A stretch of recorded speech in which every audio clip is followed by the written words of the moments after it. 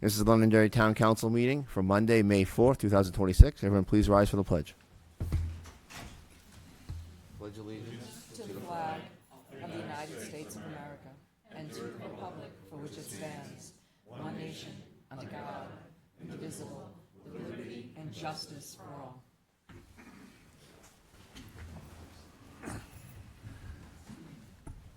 First up, we have a proclamation for the 57th Annual Professional Municipal Clerks Week.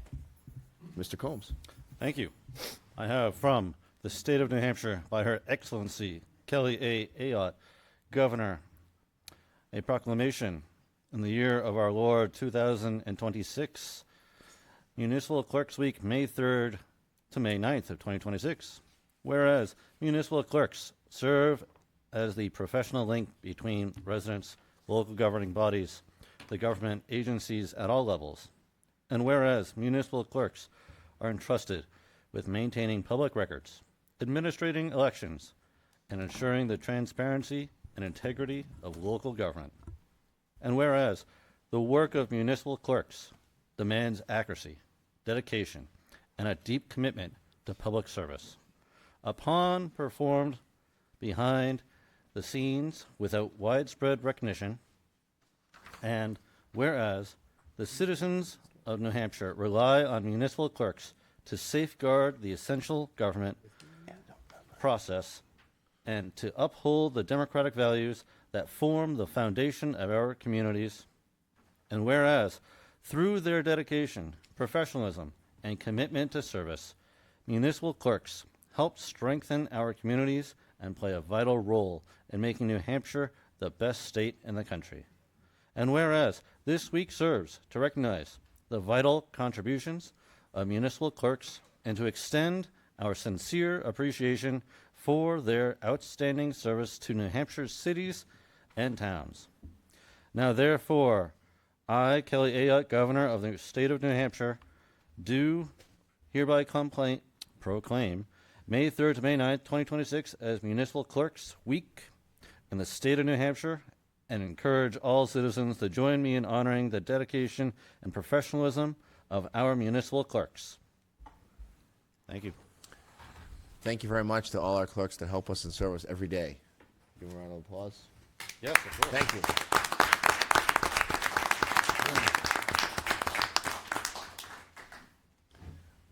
Up next, Chief Kim Bernard has some new hires to introduce to us tonight.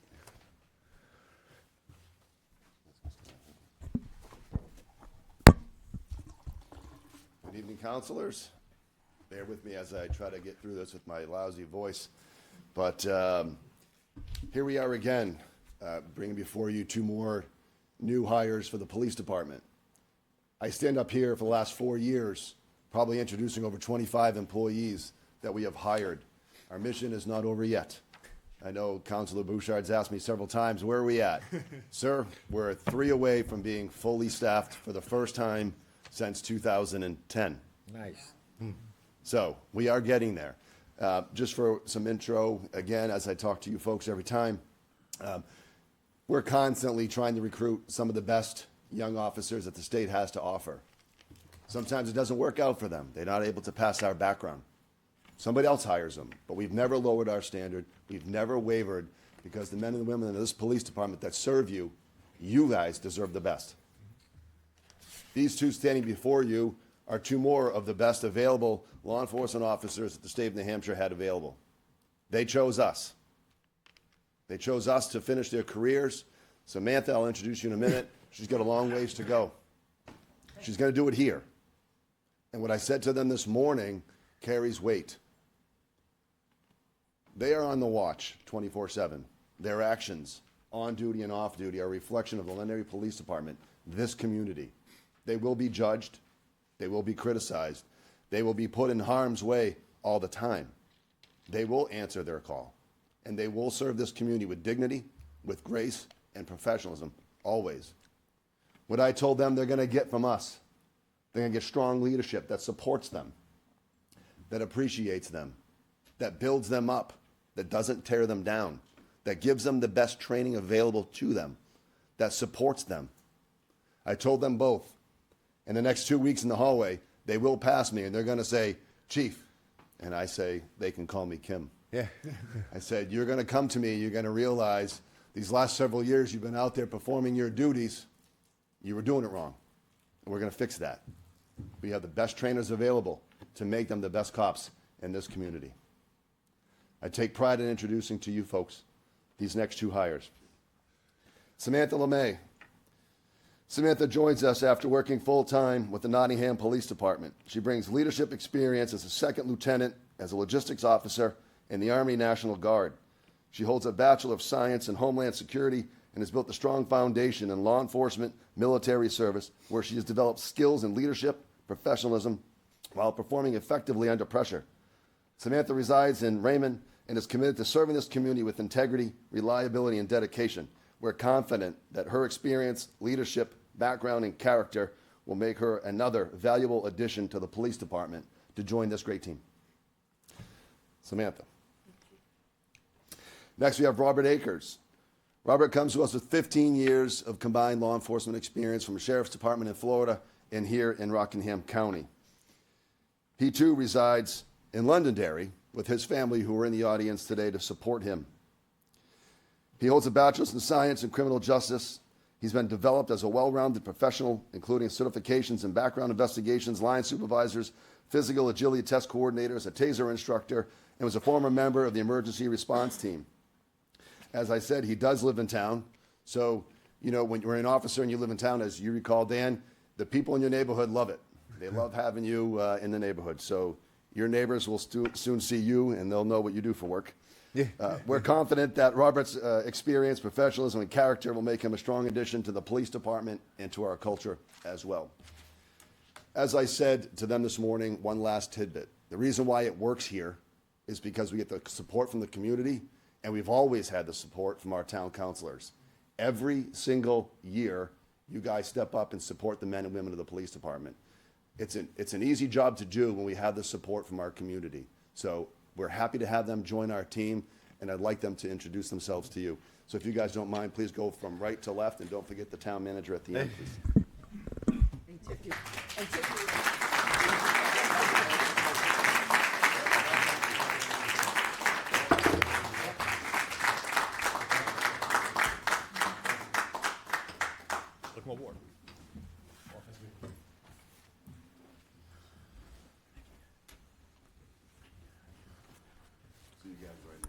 Thank you both. Up next, I'll open public comment.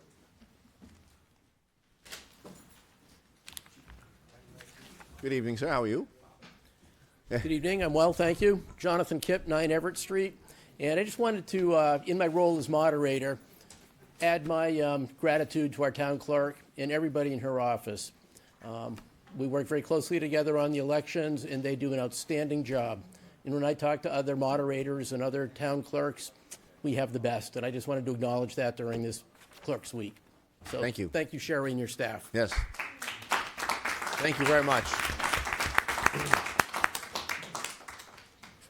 Good evening, Dennis. How are you tonight? Hey everybody, Dennis Martin, 182 Pillsbury Road, Londonderry, New Hampshire. First, before we get started, Kim asked me sometime, because I'm a former cop, he asked me if I would put a application in. I said, really? You're going to have a 67-year-old man out there running around after 18-year-old kids? I said, that ain't going to happen. No way. So anyways, you probably know why I'm all here. I'm here because of the tax credit that we didn't get last year. And I want to know if we're going to get it this year.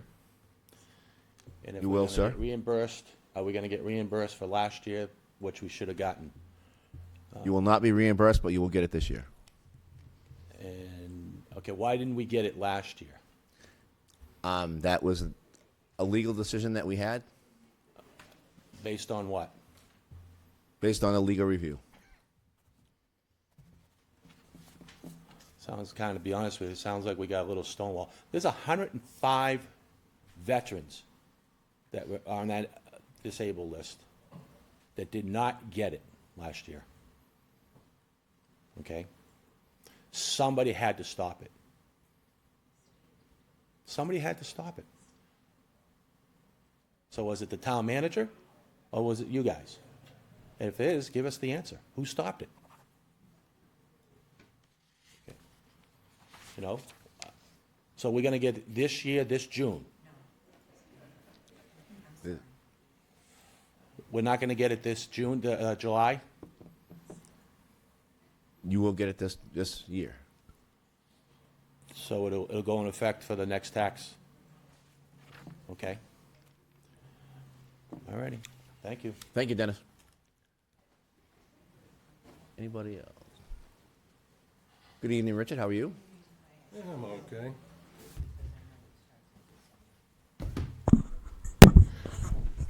Rich Belinsky, 89 Hall Road. Haven't been in here for a while. So I got a list of things. Back on 1-5, 1-12, and 2-2 meetings, I asked a series of questions that still haven't got answers to. One was what Dennis just brought up. It was voted by this council that on August 1st of last year, it was going to be, they were going to get their tax credit. You're saying there's a legal decision. If there's a legal decision, that should be put out for people to see what that decision is. I asked who made the decision not to follow the council vote. And I still want to know who made the decision, who's the person that made the decision not to follow the vote of the council. All right? Second thing, $131,000 in raises, pay adjustments, or whatever you want to call them. I asked which line items these came from and how much came from which line item. Still haven't been given an answer. That's public record. I want the answers. Police detail cars. Kim Bernard just did explain to me at one of the meetings how they rotated and put the older ones for the detail cards. That's fine, but that doesn't answer the question. During the budget process, it was said 1 to 4 cars are kept for details. What's the cost to keeping those? I don't believe we own any of our police cars, so they must have lease payments on them. Insurance, maintenance, so on and so forth. So we have 1, we have 4. Are we collecting enough to offset these cars, or is it costing the taxpayer money? Fourth one I asked, and we got an answer that to me is insufficient, was how the fire chief's pay scales got changed in the Leah contract. That was 1 day old, had been in effect 1 day when it got changed. That's, that has got a budgetary number to it. It was voted on in a warrant article, got changed. So what I want to know, I think there was 5 contracts on that, on the warrant that year. I wanted just a yes or a no answer. Are the other contracts now being looked at, and we're going to have more sidebars or more renegotiations that people don't know about? You wonder why people don't bother to come out and vote? Here's a reason. 5 contracts that were negotiated, agreed by all sides, voted on, all passed, and it gets changed on day 2. So I'd like the council to direct the town manager to have answers to these questions by a given date, because it's been months and we have no answers. All right? Next, and you can tell me when my 5's up, I'll do the rest at the end. The undesignated fund balance.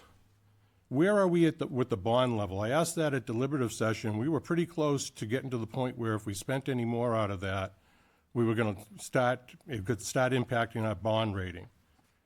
So I want to know with that, what happened with where we are with that. Next one is IT. And this is going to sound like it's against the clerk's office, but it is not. This is an IT problem. On March 19th, there were notices sent out to people having car registrations due in April that their registrations, their renewals will be sent out the first week of April. They were never sent out, and we're in May. All right? So you're putting in a new system. I understand that. There was no backup, no way of backing this up when they didn't go out, so people got their registrations and knew they had to renew their cars. I've talked to people who forgot about it because they're used to getting them. I've been in town over 40 years. That's the way it's always been done.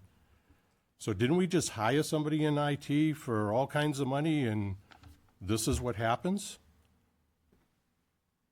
Yeah, when you put in a new system, you usually have some type of backup system or plan or something. So those didn't go out. That's a problem. South Fire Department. So I guess we had a catastrophic problem down there, and from what I hear, it was a hot water heater. Is the hot water heater not in a containment pan, so if it leaks, it goes into a drain? Or is it just sitting on the floor, so if that's what happened, because that's what I've heard, why did we have a catastrophic leak down there? Why wasn't it contained? Where am I on my 5 minutes? 14 seconds. All right, well, I'll leave those. I'll hit the rest at the end. I want some answers to these. You people have to, as a board, have to start putting dates on when these answers are due to the public. I shouldn't have to come back here since January asking for answers that should have been given back in January. All right? Thank you, Richard.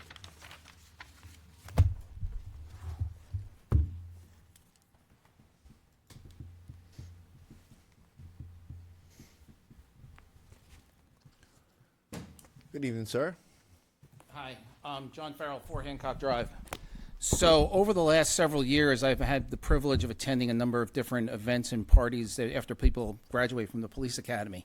I also have some Manchester police officers that live in the neighborhood and very well connected through the entire police community. So listening to the chief earlier tonight just compelled me to come up and talk a little bit about what, I've been told. You go to these events after people graduate from the police academy, and they find out you're from Londonderry, and they go, I really wish I could have got there.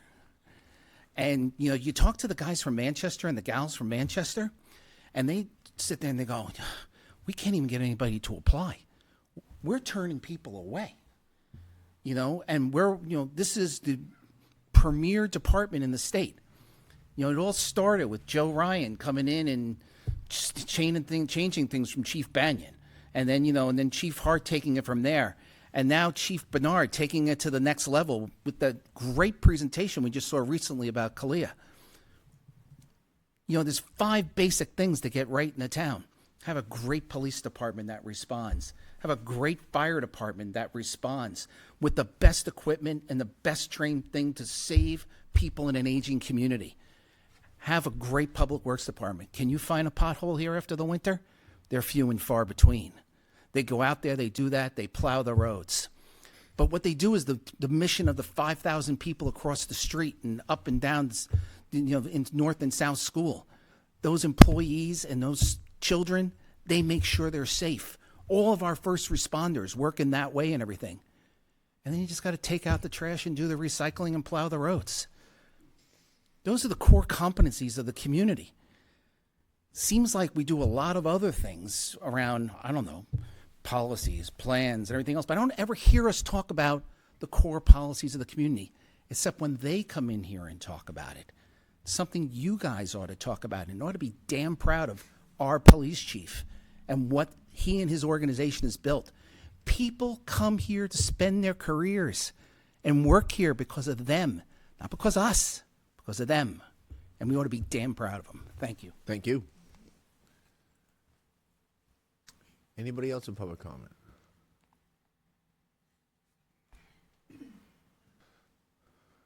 Good evening, Sherry. How are you? Good evening, everyone, and thank you so much for recognizing our department. Alice and I are very proud of our team. They're amazing, and it means a lot to be here tonight in the proclamation. And we have a couple lunches coming, which we're very grateful for too. So makes it very special for us. Just a couple things. So on this Saturday, the day before Mother's Day, we'll be having our 5th annual rabies clinic. April is the final month to register your dogs in the state of New Hampshire, but May is a grace period, so there's no extra fines if people get in by the end of May to register their dogs. So thanks to a lot of great people, Dr. Myrna, her staff, our police department, complete support. We'll be holding it this Saturday, 9 o'clock. The doors will be open if anyone needs to register their dog still. Maybe they don't need the rabies vaccination. At 10 a.m., we'll start actually giving out the vaccinations, and then you can still register your dog between 10 and 1 o'clock. So we've opened it up to other communities too, so that we can help out as many people as possible. But if you all can help us spread the word, that would be great. And Kirsten, thank you for our very colorful, happy flyer. We appreciate it again, 5 years in a row, so thank you so much. And then the last thing is, elections are just around the corner. They're big this year. They're always big. We have the state primary, the state general.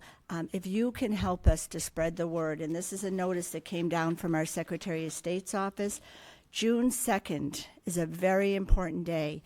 Up between now and June 2nd, people can still change their party affiliation. You're a Republican, you want to become a Democrat or an undeclared. You're a Democrat, undeclared, or Republican. After June 2nd, no matter how much we think the world of someone, no matter how many times you voted, you cannot change your party, and you will have to be the party that you were registered as of June 2nd. And it's a very difficult thing because the primary's not until September 8th.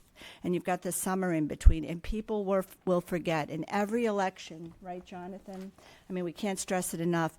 People will be in tears because we'll say, oh, you have to take this ballot or that ballot. Only undeclared voters get to pick. So if you can help us to stress that, our Secretary of State's office is doing it throughout the state. We're trying to scream it from the mountains. I know it's been in the paper. So we need everyone's help on this because it's just such an unfortunate thing when that happens. So that's it. But again, thank you so much. We really appreciate all of you and what Thank you you. We do to appreciate you. support our office What too. you guys do. So thank you very Thank much. you very much. All right. Anyone else with public comment? Seeing none, I will close public comment. Up next, we have boards and appointments and reappointments. What is it? Sure. I mean, do we want to request answers for them, or? Yeah, he actually, Richard, the town manager did say he would give you a call or email you those answers to those questions. All right, email. I don't Yep. want to call. I want something that's public record. Yep. Thank you for doing that. I will accept a motion for Megan Thomas, who's resigning from the Heritage Commission. So moved. A motion from Sean, Second. second from Ted. All those in favor say aye. Aye. Any opposed? Chair votes in the affirmative, 5-0. Megan, thank you for your service. We appreciate it. And if anybody wants to be on the Heritage Commission, please let us know, because now we have an opening.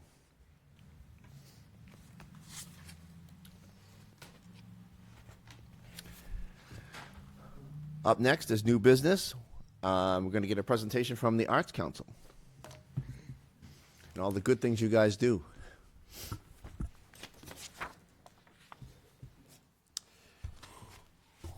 Good evening, everybody. I'm Stephen Lee, 10 Darrow Way. I'm here with my wife, Julie, and Larry Casey and Steph Minville, members of the Londonderry Arts Council, and they work on the Concerts on the Common. So just to give you an update of where we're at for this coming summer. At the heart of everything we do is our mission, and that's community, great music, and summer evenings. That's really what these concerts are about, bringing people together. This will be our 24th season, which is really kind of amazing to think about. 2.5 decades of neighbors gathering on the common, kids running around in the bubbles, families sharing dinner, and folks reconnecting with each other. It has really become a community tradition. But we really don't do it alone. We're supported by a whole network of community partners, the town, the school district, police, fire, DPW, the alert team, local churches, our vendors and exhibitors, and of course we have a wonderful group of volunteers. It really takes the whole community to make these the concerts happen. One thing that we're especially proud of is the accessibility of the concerts. These concerts give individuals and families, including those who might not have the means to attend commercial venues, the chance to enjoy exceptional live music in a beautiful setting, as long as we're not in the cafeteria. Yeah. We estimate that the comparable show at the Tupelo or the Palace is, on average, doing some research, it's about $40 a ticket. So over a 12-concert season, that's roughly $1,700 of value for a family of 4. And it's here, it's free, and that's a community investment. That's the truest sense of that. We continue to grow our online community as well. Our website is concertsonthecommon.org, but most of our engagement happens on Facebook and Instagram, and we use the account at Concerts on the Common. We're now over 3,600 followers, and it's still climbing.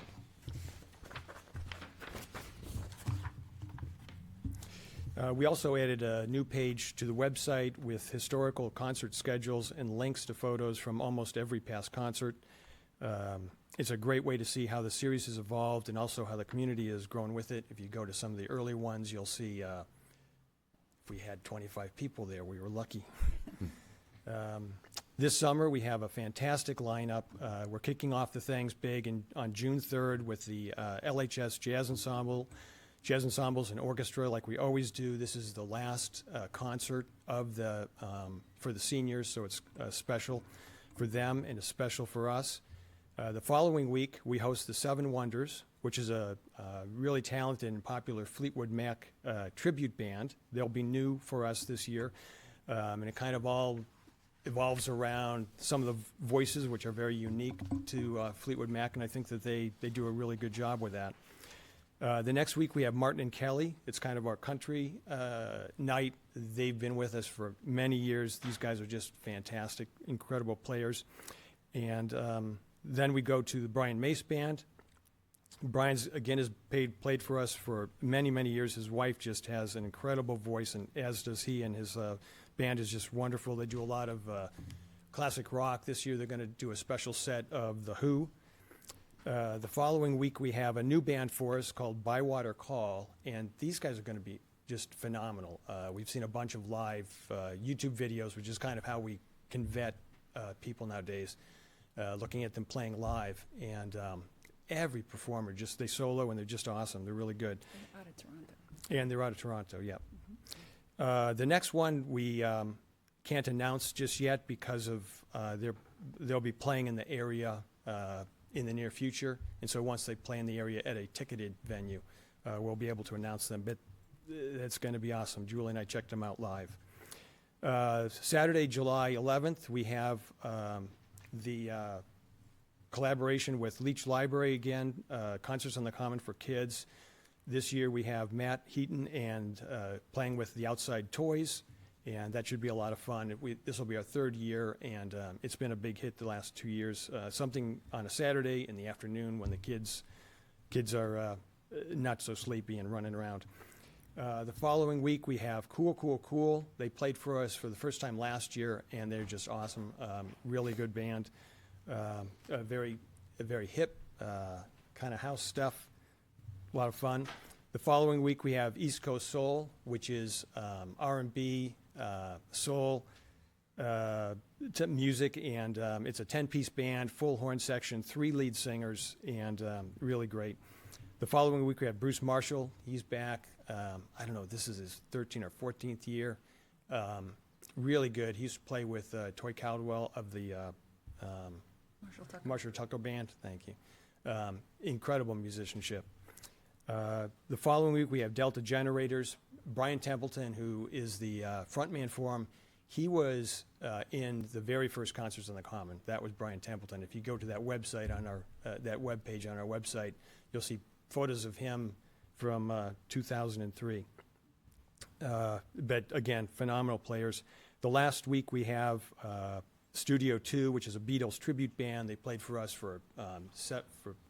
they always close the season for us for the past several years, and they're really good. They play only Beatles songs that the Beatles actually played live. They don't do any Sgt. Pepper stuff, anything like that. And you can see from the photo they dress up and everything. They're very, very good.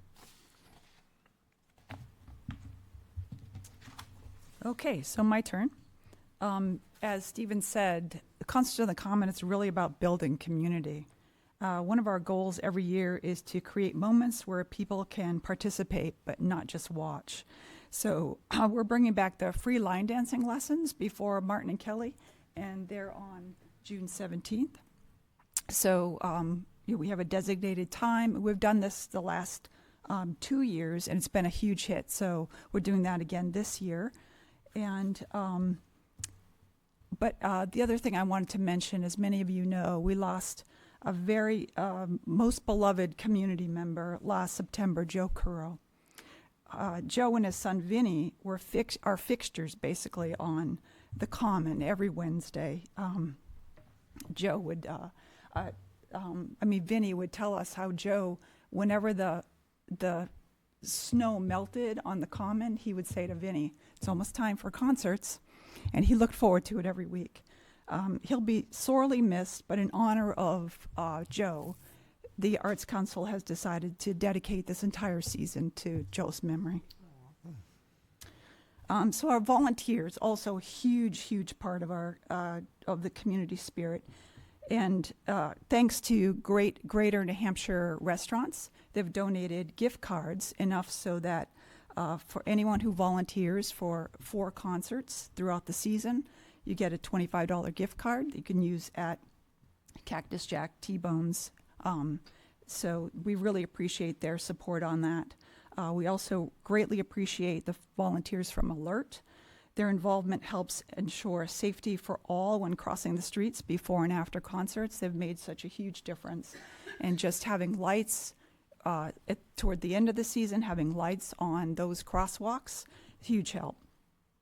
Food-wise, foods and treats. They're always a big part of the concerts. We've had a change this year.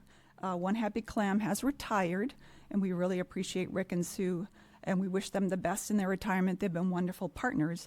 But we're excited to welcome a new food truck, Wicked Tasty, and also Timeless Treats is returning with ice cream for the kids, and Hunter and Damien are back with Kernels for College, popcorn, and lemonade stand. Again, community supporting community. One last thing, weekly raffles. That's always another huge draw to Concerts in the Common. So our free weekly raffle, they'll continue. Many of our prizes come from concert attendees. We're so thankful for folks that bring us gift cards to give away. Also grateful to Stonyfield Organic Yogurt, and SD Country Store is also donating a gift card for every concert, so 12 concerts altogether. Again, we couldn't do this without them, and we really appreciate all of the support that the community gives us. Okay, so down to the numbers, budget overview. On the financial side, our budget this year is about $38,500. That's slightly less than last year. We continue to fund the Old Home Day Concert Band, which we took on in 2019. For funding sources, about 22% of our funding comes from the town and 78% from local businesses and family sponsors. That sponsor support is a true reflection of the community pride in these concerts. As you know, the State Council on the Arts was essentially shut down, so we didn't receive the Arts for Community Engagement grant this year as we'd had the past several years. The town generously stepped up to cover that gap, though, and we sincerely appreciate that. But I'm very happy to report that thanks to Larry's guidance, who is an incredible fundraiser guide, and strong community support, we raised nearly, we got 2 more sponsors today. So we're over $30,000, and that's about $10,000 more than last year. And we did so because we were able to do this. We do not need the additional town funds. But we hope to use them next year for our 25th, where maybe we'll try to do some extra special concerts. So far, again, I had to change this number. I had to scratch it out and update it. We have 47 sponsors this year, up from 44 last year. And we're looking for a few more. It's wonderful to see that level of community involvement. And in our printed program, we're highlighting how long each sponsor has supported the concerts. It's because of their commitment that it's a big part of why the series continues to thrive. So you can see some of the diamond level sponsors on the screen there. And that's a new level for us this year, diamond level. It's $600 more than our previous top level, which was platinum. So these folks have really stepped up. Yeah, we really appreciate that. And then the next slide is the platinum sponsors, and we have a lot of those again this year, and we really appreciate that. So, I don't know, any questions? Any questions? I just want to say thank you. And I remember 23 years ago sitting on the library steps and saying to Brian Farmer, "Oh, I wish we had these concerts." And he had just gotten on the council, and he then talked to Elaine Farmer, who was big into the art council back then. And I remember that whole thing, and I remember pushing to get people to get there. And it was a struggle, but look where you guys have come. Yeah, we've I mean, it was just a conversation on the front steps of the library, the Leach Library, that turned into what it is today. And it's truly amazing. You've done a great job. well, thank you. But it's a community effort. Yeah, it's just sure. fun. Oh, and Elaine's back, so that's kind of... Yeah. That's right. Any other questions? Just want to say, looking forward to another great season for you guys. Yeah, it should It'll be a lot of wonderful, fun and concerts. Hopefully, the weather gods hold out again for you as they did last year, except for the end of the year. Yeah. Made it all the way through the last concert. Yeah. Don't remind us, please. Yeah. It's, That was nasty. nightmares. I just want to thank you both for what you do, and thank Larry for what you guys do. It's really appreciated by this town. We really, Steph, really appreciate everything you do. So thank you. Thank you. Thank you guys for Thank you. Appreciate it. Yeah, definitely. Thank you.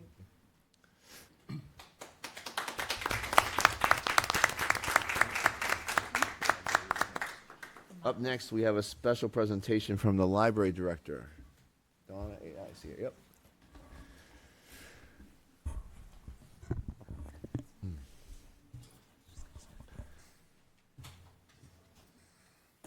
Good evening. Hey. Good evening. Thank you for having me at the last moment here. I'm here to give you a brief update on the library, but also to review a document that I sent over to you all this afternoon. That is a estimate for additional funding that is required to finish out the remediation work at the library, mold remediation, and as in addition to that, the exterior envelope consultant found 2 leaks in the roof when they did testing that do need to be repaired. So these are, we kind of brought forward, or Town Manager Mulholland and I agreed that these were the really significant items we needed to take care of right away in order to obviously get the library back open. I do want to share that the timeline for reopening has changed a little bit, where we had a little bit of a delay with the contract. The contract is signed now, but there was some delay in the going back and forth with legal counsel. So the estimate right now is that we are likely going to be closed through the summer. However, the library is still planning to do its full summer reading. And tomorrow we are putting out a press release that will share all the information regarding what's still happening over the summer. So we're still excited to present all of that to the community, as per usual. The document, I know you didn't have a lot of time to look it over because we just got it this afternoon, but the amount that we're talking for this evening is $94,518. And I can go over that in more detail if you'd like as well. If you would, please, just Sure. since it just came out, just if you didn't get to see it. Yeah, so there's really 4 scope items that are covered in that. The major one is the remediation work that we did know was coming. This is based off of the more extensive mold testing report. These are all the recommendations that were made by the vendor that did the testing for us, Indoor Doctor. So they do correlate specifically to those recommendations, and that work, just for the remediation, is $45,902. One of the items that was recommended by Indoor Doctor was to complete the flooring, or replacing the flooring in the staff break room, which is on the lower level of the building.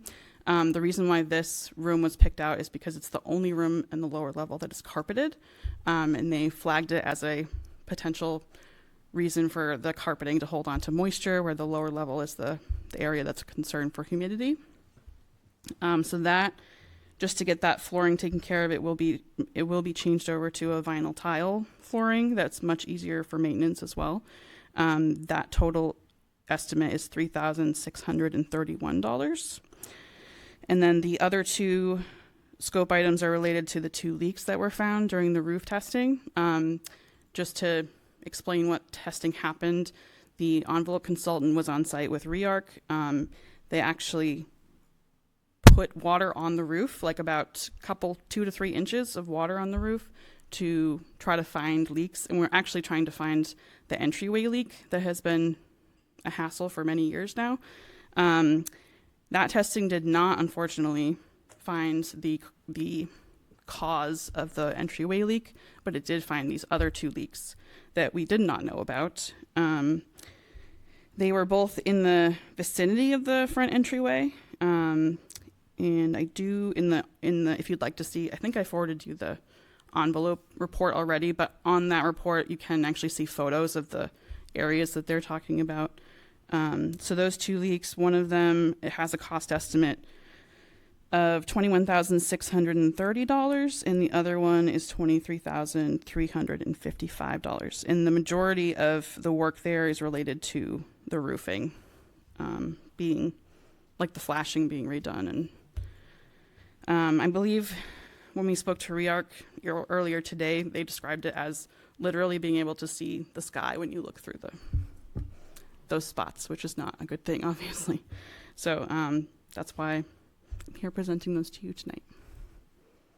Any questions for Donna? No, thank you for your presentation.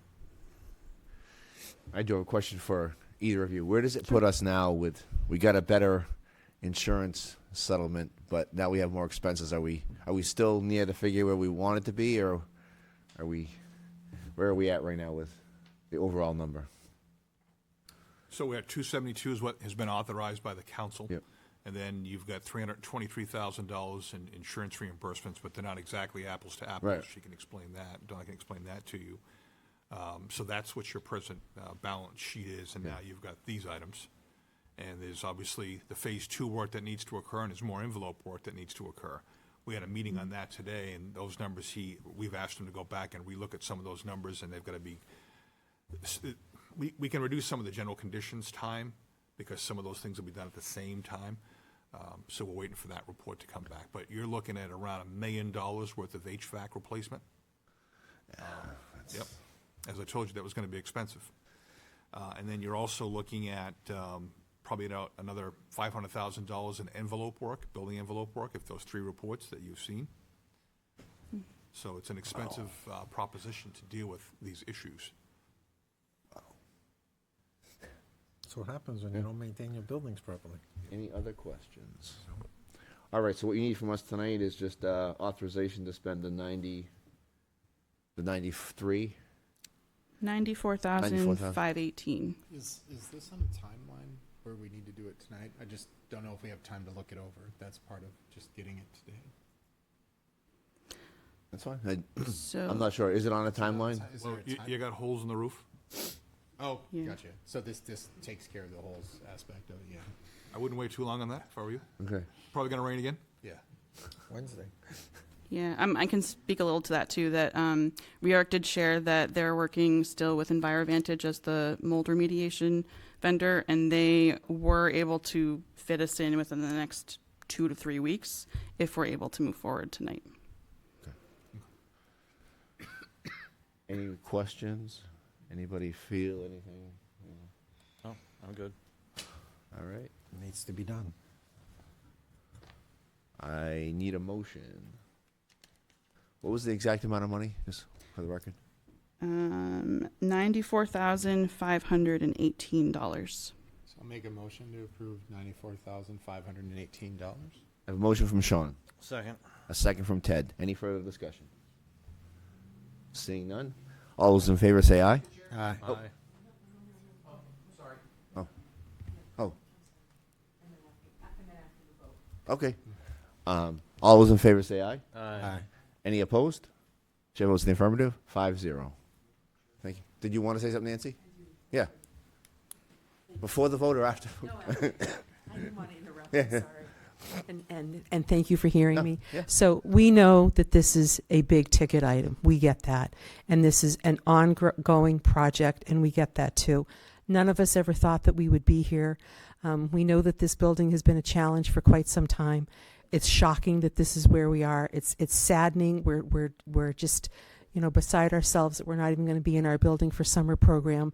But there's not one of us on the board that is not grateful for your support and your help in terms of getting this project done. So I know these numbers are shocking and high, and you gasp when you look at them. Donna told me this afternoon, I went, what? Yeah. But here we are, and thank you for your continued support. That was all I wanted to say. Thank you. Thank you, Mr. Chairman. Thank you. Thank you. Thank you. Appreciate it.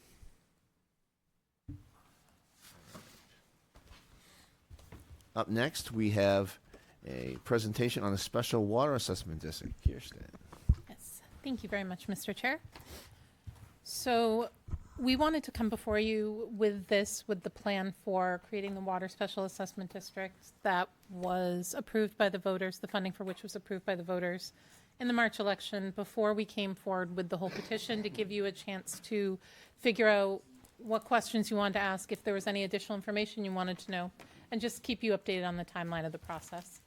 So very quickly, just to get everybody on the same page, I want to cover the definition of what a special assessment district is, the process for formation, the geography of this first one, and the timeline that we're looking at. So a special assessment district is the authorities granted under state law, and it says that, without reading this directly, it basically says that a group can petition the council in order to form a group to ask for a public improvement to be made. And potable water falls firmly within that public improvement. And the town, in that case, has the ability to borrow, expend money, issue bonds, notes, and other obligations of indebtedness to do this. Improvements must I hate saying this word, peculiarly and specially benefit the district. So it can't be something that's townwide. You can't form a special assessment district that's all of Londonderry. And then the assessment, yeah, go ahead. So when we form a special assessment district, is it specified to a special assessment water district, or is it just a general special assessment district that anything can? That is a great question. It does have to be linked to an improvement plan, the draft of which is almost ready to go to our legal counsel to look over. So it does have to be for a very specifically defined purpose. To give you an idea, that document is currently 16 pages. So, it is very narrowly defined. And so you can't go back and do other improvements in it. This would be for water specifically. For water specifically, and for the specific addresses and the specific geography to which it was outlined. And you have to follow the improvement plan. So it's very, very narrowly defined. And then any benefit has to be leveraged proportionately to the benefit received. So you should be charged based on your benefit. So that is why for these, if you take advantage of the special assessment program and request funding to connect your home, you are then responsible for 100% of those costs. If you do not connect your home, if you do not use this funding, you will not be charged anything. You will not be assessed anything. The assessments will only go to the people who choose to connect the curb stop to their home. And so this is kind of an overview of it. The special assessment district funding will cover the construction costs to connect a home to a curb stop, also called a service, after the resident applies for any other available funding. So if they're eligible for the state rebate, they must apply for that first. Question, Deb? Yeah, because it's the money thing. Yep. So say 5 years from now, the contaminated spectrum moves a little bit further.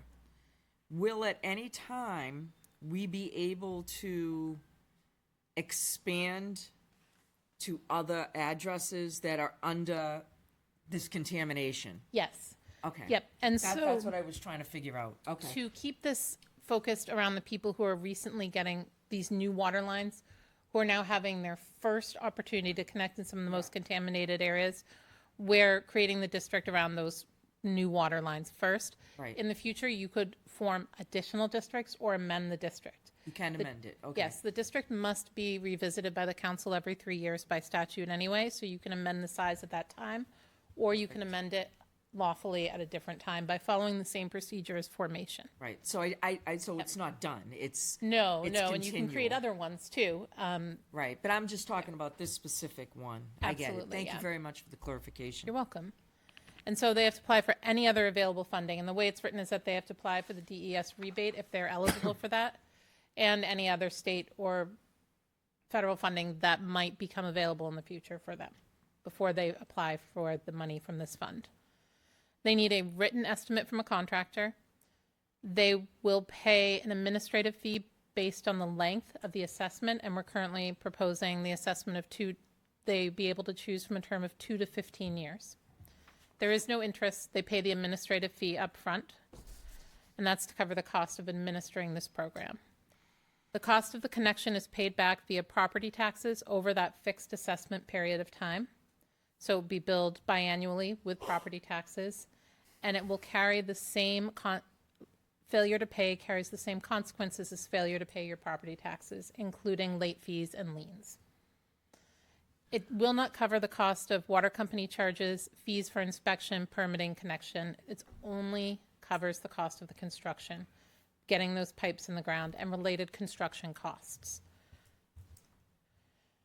And so this is how the assessment district is formed. So it needs to be initiated by a petition to a governing body. So we are going to work with the residents to form this district, to encourage formation. So when you get the petition in front of you, you need to have a map, an improvement plan, the one I mentioned before, which again, it's going to be, it has an executive summary, don't worry. And then it needs to also have a budget and fee structure in there, which clearly indicates in this case that if you take an assessment out against your house, you're responsible for 100% of that assessment. If you do not choose to take advantage of this program, you are responsible for $0. You do not have an assessment. I cannot stress that enough. And just so everyone knows, it stays with the property. If you sell it, Yes. it stays with the property, not with the homeowner. Yeah. And then that's between the buyer and the seller. The Right. buyer and the seller can negotiate paying it off, Right. and there's no prepayment penalty. Right. Nothing like that. But yes, it can stay as a condition of sale. You can make a condition of sale that it stays with the property. This petition, when we go out to get signatures, is going to need to be signed by at least half of the lots, representing 65% of the valuation. And I'm going to, tomorrow's Utilities Committee meeting, we're going to speak to them about helping with that face-to-face, showing up to information sessions, basically informal conversations where people can come ask questions. Kirsten? Yep. How does this work with the vote that we had in the spring then? Thought we had established this at the, The voters established designated funding for a special assessment district. So there's two parts to making it. You make it and you fund it. oh. So this has Okay. created the funding available, but there needs to be a petition to outline the actual boundaries and borders of the district. Gotcha. So when that petition comes in front of the council has the opportunity to shrink the district if you want, but you can't make it bigger without going out to petition again. This is more significant in special assessment districts where the value is apportioned and people don't have an exact say in how much money they take out, but the legal requirement is still the same for us. So you'll receive the petition. We have to mail a notice of hearing to all properties in the district. The town council will hold a hearing on the improvement plan, and then hopefully you approve the district based on that. So the initial geography of this district, and there has been one change since this went in the agenda packet. So we're going to approach all the homes with a new water line extension and curb stop that we anticipate will be operational by the end of the 2026 construction season. So these are lines that will be charged, finished, ready to go at the end of this year. This is the first time these people will have had an opportunity to connect to municipal water. And that's why we're starting with these homes. So High Range Road, as you can see on here, all the homes on the east side that have the new water line by them, and the ones on the west side that aren't going to be given a water line by St. Gobain. Parmenter Road, Old Nashua Road from the intersection of Parmenter East to 102. That's going to be completed this summer as well. And South Road from South School to about 32 South Road, where the line goes into Old Country Village through the woods. We originally had Old Dairy Road on this because we thought that would be finished this construction season, but it will not. It will be finished, that line will be operational after the construction of the pump station at the Auburn Road landfill. And so that's not going to be available to connect to till 2027. So that's something we'll look at next year. And residents can sign the petition and not take advantage of it, correct? Exactly, Yeah, yes. just so they know, so. Yep, and we have a FAQ, Denise Manella from the Public Works Department. She is one of the people who's going to be predominantly administering this, and she's worked hard on coming up with an application and FAQs. And so they'll go out with the initial letter when we are talking to people about it, and it clearly states that there's actually one on there that says, well, if I'm not going to take advantage of it, why would I sign the petition? And the reason is it won't cost you anything, but it will help your neighbors. Right. It really is a community-based thing, and we're asking the community to kind of step up for their neighbors, because we all know there are some houses that are 10 feet from the curb, right? Yep. Or maybe not 10, that doesn't fit setbacks, but you know what I mean. And then there's those houses that are on the top of the winding driveways with solid granite all the way up, right? Those are two very different experiences of connecting to water, even if they're next door to each other and they have the same contamination. So what we're trying to do is help everybody get to it. That first house might not even need to, it might be under the threshold of even being worth using this funding. It might not even cost them the whole DES rebate. The other one, that's going to be a substantial lift. So again, this gives you an idea of the total number of eligible properties in this first wave. If we take out Old Dairy Road, we're looking at 179 estimated properties. The reason I say estimated is still need to double check where there's vacant lots in there, what addresses may actually be businesses, and those are not eligible this first round. It's about connecting residences. So there's going to be another fine-tooth comb before we send this out, but we're looking roughly around 180 people that we're going to approach. So we basically need 90 to make that 50%. Yeah, we need 90 people to sign representing 65% of value. So those are some of the more significant. Now, the other thing is, though, is just because a property's in the district and it is business or residential, it wouldn't be. I need to actually ask legal's advice on whether they could sign the petition or not. So that's nitty gritty, though. That's really getting down to the details. Timeline. So we had a kickoff meeting with the staff last month, and we've been working on the improvement plan and the application materials, bringing us to today. The update here and tomorrow's discussion with the Utilities Committee. We're hoping to get those letters out the beginning of next week. And that gives us a few weeks to gather signatures, hold information sessions, chat with people. That will likely go into early June simply because of what everybody knows as May-tember to anybody with kids or families. You know, May, it's like December without the presents. So, you know, give it another week or so after that.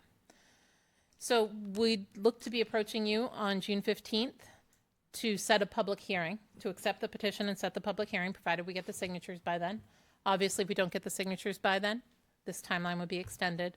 And then promptly after the meeting, we'd send out the letters informing everybody of the date of the public hearing. We need 30 days between that by statute.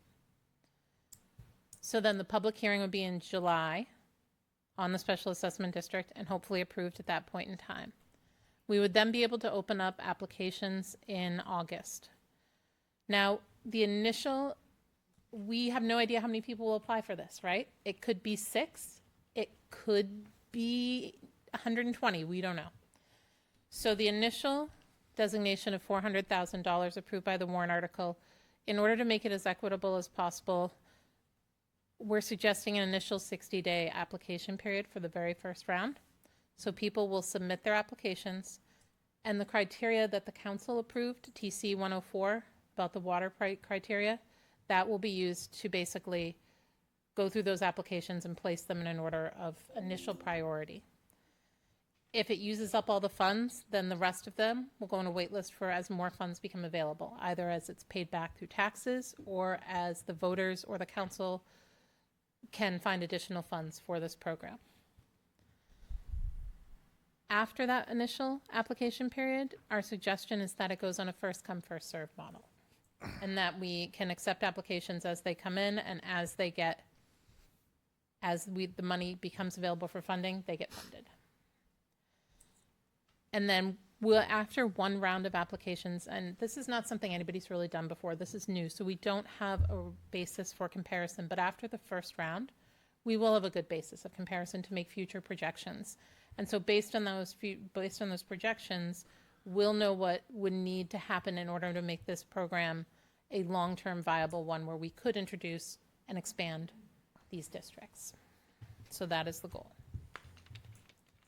And then if you guys have any other questions? Any questions? Yes. Just one more. Good. So I know you're not, there's probably not a lot of businesses, but there probably are a few. And I understand we don't want to be a bank to a business, but why wouldn't we ask them to sign the petition? I just need to look into if they're not, if we're saying they wouldn't be I mean, eligible they for. might sign on to the pipe on their own, Yes, but absolutely. And there's nothing keeping them from doing Right. that. I just want to make sure that if we're just not, and this is why I want to just run it by legal counsel, if we're saying they're not eligible, and we want to make sure they could still sign. You know, for example, there's a big one in that area, which is Sunnycrest, right? So I want to make sure that it's legally okay. Again, and I'm crossing thinking, Ts, you know, they dotting got Is. people going to their establishment, having clean drinking water is a plus. Yeah.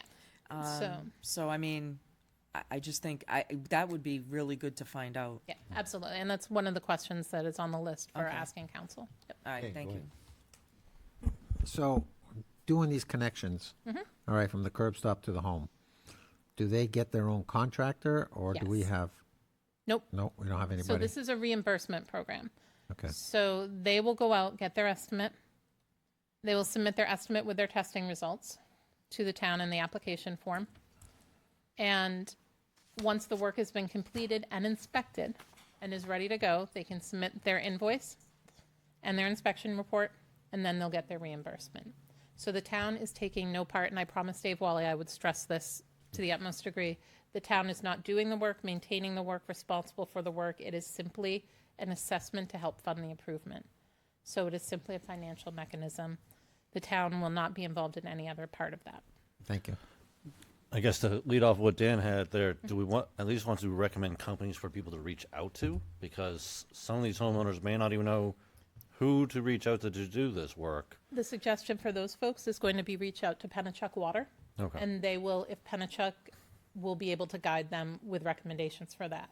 That way we don't put ourselves in a position of recommending companies or potentially taking on any sort of liability at all, even to the tiniest degree. Pennachuck is an expert at this. They know they're going to be the ones who are going to be inspecting the lines.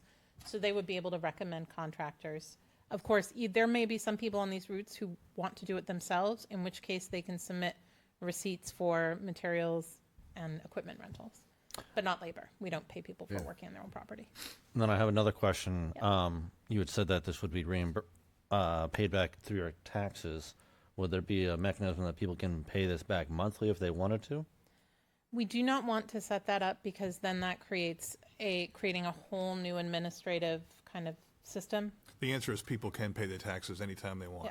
Yeah, So- but we're not creating a different system for it. Right, so right now, if you want to pay your taxes on a more frequent basis, you can do that. There's nothing Okay. that prohibits that, so. But we will bill it twice a year like we bill all the other taxes. So it will behave exactly like that. Sounds good. Any other questions? Oh, one other question. I don't remember where we left off on this was, are we going to be charging any interest on this money that we're borrowing out to people, or are we leaving this at a 0%? So we're suggesting no interest, but an administrative fee. That is a base fee for joining the program and then a charge basically per year of assessment. So as you all know, we need to, but for the public's benefit, any fee that needs to be charged by the town has to be linked to costs.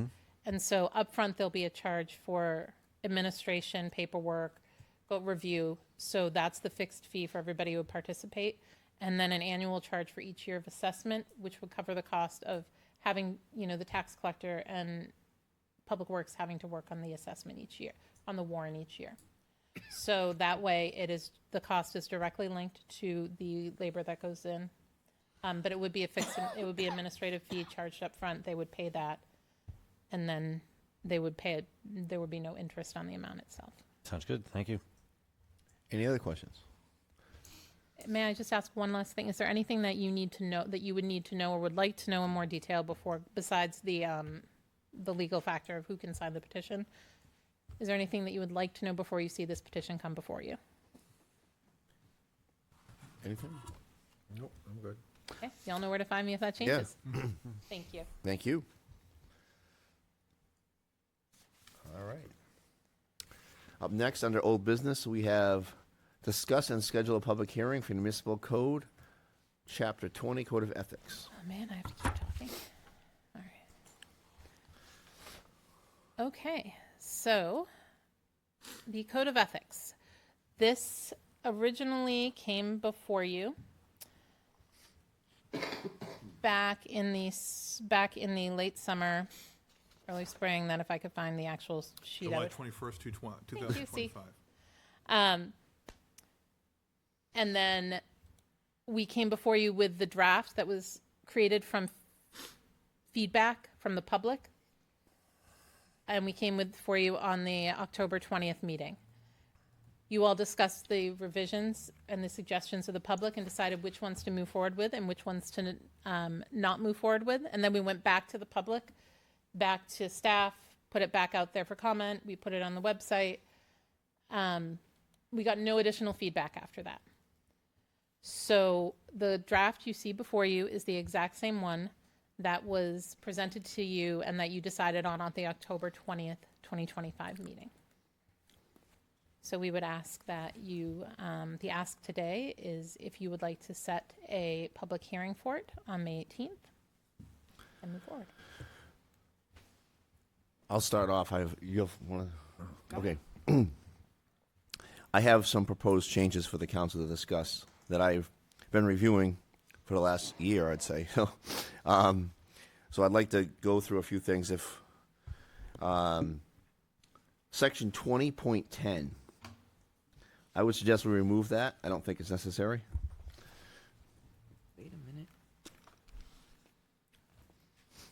I'll go through my changes and we can discuss them. So And you then- want to eliminate this whole section? Yes. 20.10? And then under 20.11, section 3, I don't see a need for it. People could just call a point of order. I don't see a need for that section. On section 20.8, I think our old policy is actually better and more descriptive than the new one. So 20.9, I would recommend that we put section 4 back in from the old policy. And the one other change I would make is on section 20.12 to remove section C.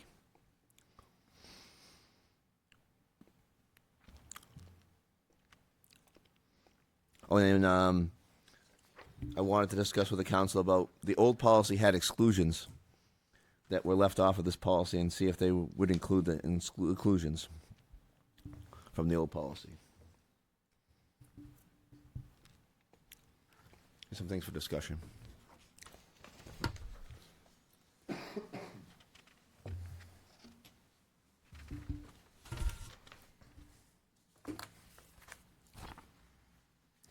Well, I personally think that this code of ethics is pretty fair and balanced. It protects everyone equally, residents, staff, and elected officials. I understand it's a draft. I feel that the draft has real strengths, including clear expectations and more modern structure. Where I do see some problems down the road is if we don't tighten up some of the language by adding clear definitions, outlining a transparent investigation process, ensuring an appeals path, and also aligning the language with the New Hampshire Municipal Association's best practices. I think if we do that, we'll end up with a strong, fair, and protective code that the community could trust. So I'm focusing in on the New Hampshire Municipal Association's best practices as well as national best practices standards. And I see a lot of it in here. I just think definitions need to be a little bit clearer so that there's no confusion. but that's just me. Yeah. Do you have a, Overall, I thought this was very equal, like for everybody. do you have any, I didn't have a chance to reference, read no, through it. any references we can look at for the municipal association? Just for You, the you fee- guys can all just call, and you can just also in the search button. No, I just didn't know do what Code of specifically- ethics. yeah. I just wrote Okay. a little paragraph for myself. Okay. I have it at home, but I don't have it here. Okay. I will say the one issue I have with just pulling from framework sometimes is you lose the specificity of what is unique to this community and what it needs to go through. So especially with national standards, and then when you get down to something even statewide, I think we've got to be careful about not just wholesale adopting. I find that funny, Sean. I appreciate it, but I find it funny because when I said that on the PUD stuff, you said we needed wide brush and we shouldn't be going by the standards. We should be more loosey-goosey when all the state, everybody else in national and state standards are tighter. You were like, no, we need to be more open and putting it into a dress. So I'm confused as I don't remember the specifics of that Okay, conversation. well, so. we had it. I'm here. And as a matter of fact, I have the answers to your questions that you said I was illegal and stuff. I got all the correct answers and cites for you. But I think that you have to have some sort of basis. You're not the first one inventing a wheel. It's like Goodrich tires, you know. They're not the first one to invent the tire. They look at it, they approve upon it. And I thought that's what we did. I mean, you Yeah. think differently. I haven't looked at what you Yeah, said no. to cross-examine it, so I can't answer your questions, Ron. That's okay. But I appreciate the fact that you looked at it. I I just looked spent- at it as a general piece. I spent more time than I spent a long time on this document, but because I think it's very important for us. I think it's something that we need. I think it's very very agree. important. But it also needs to be very Yeah. fair and very balanced, because it's not just us officials we're talking about. Absolutely. It's, you know, the employees, it's people on boards and committees, and they're volunteers. They're not getting paid, you know, so I think we have to be careful and inclusive of all of that. So that's why I said the only problem I see that this could like become a problem is with the lack of definitions. Okay. And I figured I'd get into that after the public hearing, but. Okay. But I would hope that you could share your comments that you just had, Ron, in a document so that I could look at the ones you were talking about. Yeah, I'd appreciate that. I didn't Absolutely. write it down. Email it to us. I'd be happy. I to do was that. trying to scroll up and down, but if you could Yeah. say, you know, and if you have suggestions, like I know you said take this out, but Yeah. fix it, or the old one you said that was better, Yeah, like, and- so that it's all together. I'm sure you have it. I do. I'm happy to share that. I thought some of the old policy, especially in section 4 of the old policy, I thought it was more descriptive and had a better definition than what the new one has. And so off my top of my head, I'd be I don't- very happy. I have 5 changes. I'd be very happy to email them all to you. Well, you guys. should email them to all of us. So everybody that- has- yeah, yeah. that'd be Yeah. fantastic. No problem with that. Thank you. Any other changes or anything we want to discuss? No, I thought your changes made a lot of sense. Okay. Yeah, it seemed good to me. It addressed the issues that I had with it, and yeah, just reading through the old document too, I thought especially section 4, and I did like the form attached, but yeah, other than that, I think. So should we push back the public hearing so we can? No, still have the public hearing. Okay, I'm just okay. have a public Because I'll you can email still this to you change it tomorrow, during the public hearing. and Yeah, then we can still because- hear from the public, and then we can. I haven't seen it, so. Okay. Yeah, Sean, if you could send yours too, your ideas, that's good too to see. Okay. It really is. It helps me see where you're coming from Yeah. and what you're talking about. I mean, I'll send out my word descriptions as well. They're not much, so. No? Yeah, that'd be helpful. Anybody else have any updates or suggestions? Mr. Chair, if I may, if Yeah, you please. could send those over, if you would like them in writing and in a final format for it, we can also put those, much like we did with the strategic plan this week, and the suggested changes, we can have them in a way that would be Can I able come to be see you? presented. Yeah, How's if you that? can send it to Tanya and I, Yeah. that would be wonderful. That'd be perfect. You can be more eloquent than I can be. Thank you. We're going to continue the discussion on the plan unit development. Any Well, just update? back up, so Oh, we're sorry. not doing the public hearing on the 18th, obviously. Yes. I Yeah, think- we are. Yeah. Yeah. We're going to make substantial changes to it, and we're not going to give advance warning to people what those are going to be? The rewritten version of it? That doesn't make any sense. Oh, that's true. I didn't think of that. My suggestion, All right. just make it indeterminate, because I don't know if we're Okay, gonna get to it then anyway. let's do that then. Let's, so if, He suggested making it indeterminate, so you don't need to look at the calendar for Right, that. 'cause oh, We've been doing well, I this want to be since- fair to the, I mean, Been Yeah, doing this but I over mean, a we year, can- I don't, okay. realistically. So what if we move it out to the next meeting from the 18th to June 1st? Well, the problem, as Sean was alluding to, is if you move it to June 1st and all of a sudden some substantial changes come on the 18th, then we end up moving it out again. So Okay, I so like we this just- suggestion. Under Put it old on hold? business under old business. Hold on. Oh, sorry. So, you folks, if you want to make changes, if you'd get it to us, Okay, we'll send it back out to the council. That way you're not having an illegal meeting. All right? And then you can decide what draft of that. And once you get to the point where you want it, then you can decide about sending out to a public hearing. But we don't Does that want to work do for that in everybody? advance. Yeah. okay, fair enough. All right. Thank you. All right, up next is the discussion on the plan unit development.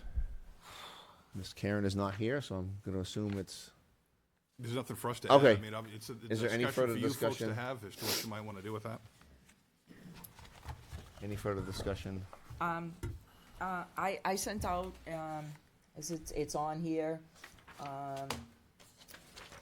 talking about the difference and why all of the things that I had suggested to add into the PUD are as important. And you guys said, we want to put them into a development agreement. The basic concept of a PUD is you have all of these things in it. You can't put something in a development agreement that's not listed. So the development agreement is the law, is the rule. Okay? Not the development agreement, excuse me, the PUD is the law, is the rule. The development agreement is the enforcing tool of that law. So if you do not have something in that development agreement, in that PUD, you cannot put it in to the development agreement because there's no point of reference to it in the PUD. So that their attorneys would say to you, this is circumstantial, and this is from a land use attorney that told me this. And May I ask a question on that? yes, sir. So the Woodmont agreement, because I read the old PUD, and the old PUD is like barely it's very short. It's easy to consume quickly. Mm-hmm.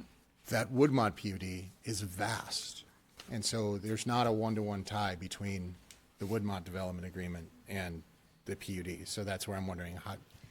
Just because that's the way that one was set up doesn't mean it was set up correctly. And I hate to say that, but I believe it wasn't. If you take the time to look at the towns that I went to, like read Bedford's, read. And I read through Ports- your comments in here.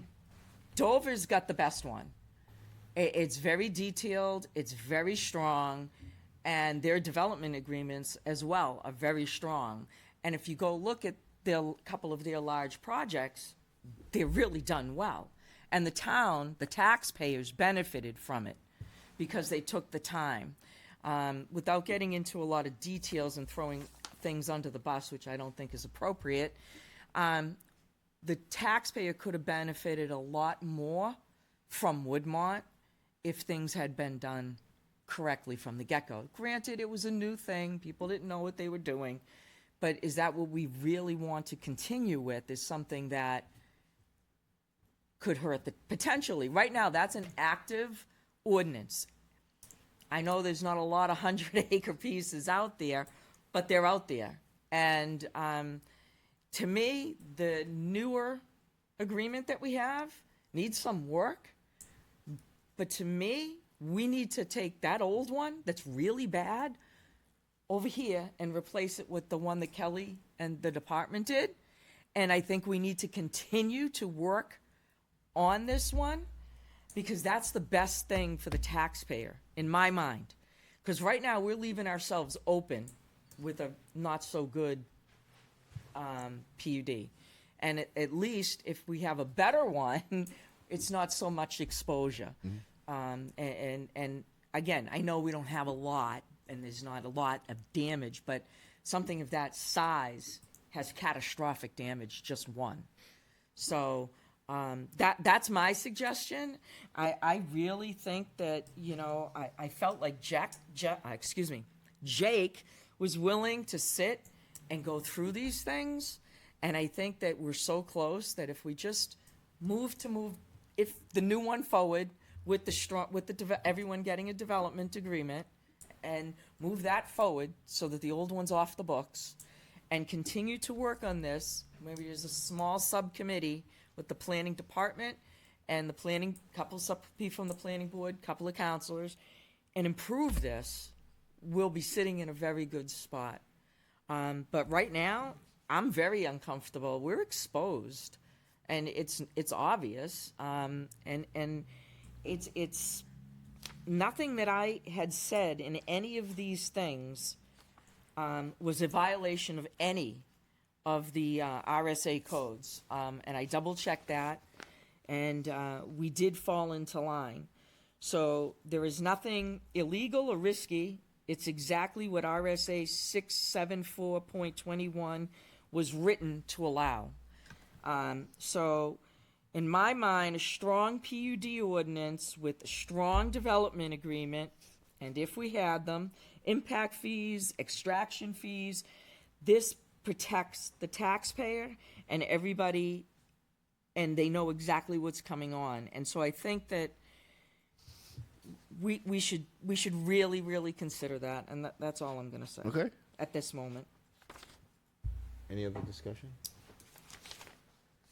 All right, well, I guess I'll make a motion to move this forward to the public hearing on May 18th. I don't. Second that. Okay. So I have. Do we need a motion? Action. Oh, we don't have to have an action. No. It's just going to be acquired at the No. public Yeah. hearing. Okay. So we don't need an action, but Yeah. All right. we're all in agreement? Yeah, we're on agreement. Okay. Move. It's already scheduled for May Yeah. 18th. Thank you. All right. Up next, review and discuss the proposed draft of the strategic plan. I'll start us off. I had a few things to suggest.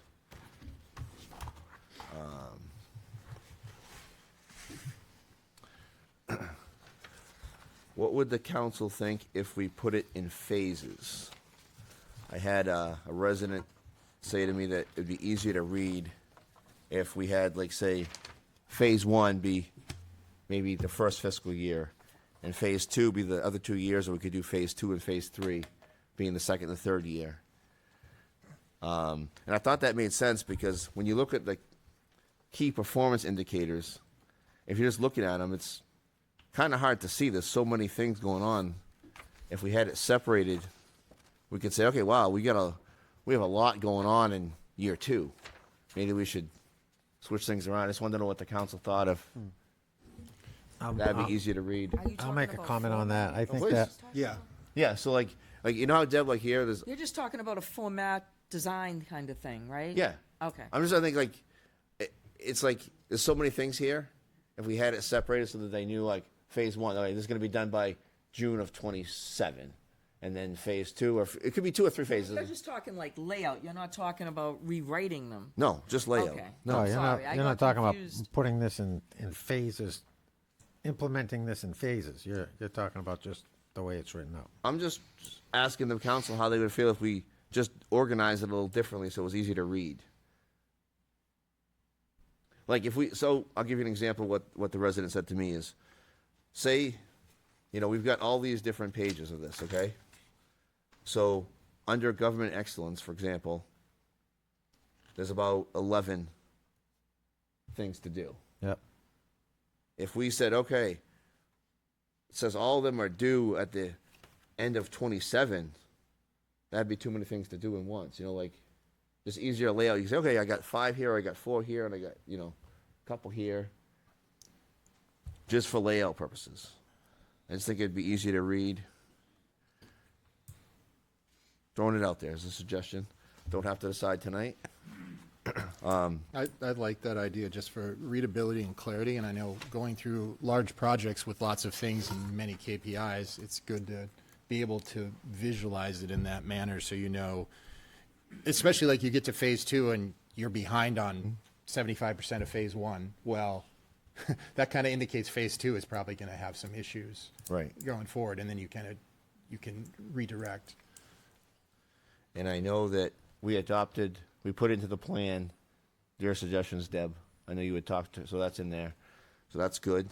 And then, Where? Deb had asked to have like, A the lot senior center involved. into the Oh, heritage. yeah. So that Gotcha. was, She was very excited about yeah, that. that was, She and you said got right that back. she'd be speaking with Mr. Mulhall. I guess they meet. Yeah. And so she had ideas. She was all ready to tell me when they were going to have Yeah. their first meeting to figure this out. And this is more of an open question. It says under the government excellence, under the 2027 KPIs, it says develop and implement mental health awareness programs for LPD and LFD. We were told they already have that. So why would we do that? I guess I'm just asking, like, if they're already doing that, why would we put that as a goal? I think they can do better. Okay. Yeah. I think that, they have stuff in there, but I think if they both get on the same page. So then I think and we need to they improve rewrite that or reword that, because that to me implies that they don't have anything right now. So you want to say enhance? I guess, You yeah. want to That's fine. enhance that part of that mental health program. Yeah. Correct? Because Is they that what both you're said, saying, Dan? how they already have a program, and Okay. I'm looking for feedback. As of So my question. Can you just tell Are me, you because done? I'm Yeah. new here, what's the program? No, it just says under the thing. It just says develop and implement mental health awareness program for Right. LPD and LFD. Right. And we were told by That's by in the both that they budget already that have starts on that. July 1. What? That's in the budget that starts on July 1, Okay. because you Oh, don't so have, it's you not don't have really those started. programs. Okay. I was told they already have a peer program where if something happens, they can call a peer and. No, they don't. We're getting nodding from our chief that we already have this in place. Well, if you want to talk about and show me the certifications for those programs and all that, because I Right. haven't seen that. So we have a lieutenant who is assigned to our CISM program. He belongs to the Southern New Hampshire team as well. He is certified. We have, I think, 3 members of the PD, I believe. And there's a current proposal in place to broaden that as well. And I know, Dan, you just mentioned we can always do better. This is one of the things that Lieutenant McLean's been working on for us for quite some time. It is on my desk. I just haven't had a chance to get caught up on that. But this type of program, Yeah. we've been doing these things for a while at the PD. But I can get a more detailed presentation to the town manager for you folks to clarify what you're asking up there. I think it'd be important to have that presented to the town manager and have him review it and see what his thoughts are on Yeah, this. I don't know. Was there a cost associated with that one that Ryan gave you? The new one, yeah, he has a breakout of it. Yeah, so there is some monies tied to that. One of the things that we were looking to do with that also was not really have it come out of a budgetary thing. We were looking for ways within the police association, et cetera, to try to handle some of these things too. So that's been a work in progress for quite some time. I would say, I guess, if there is a presentation, I'm not saying you're going to do a presentation, but if there's a presentation, I'd actually like it in front of the council if we're going to do one. I agree. Yeah, for that type of program, sure, absolutely. Easy enough. Thank you. I think it'd be good to have both fire and police Okay. on their programs.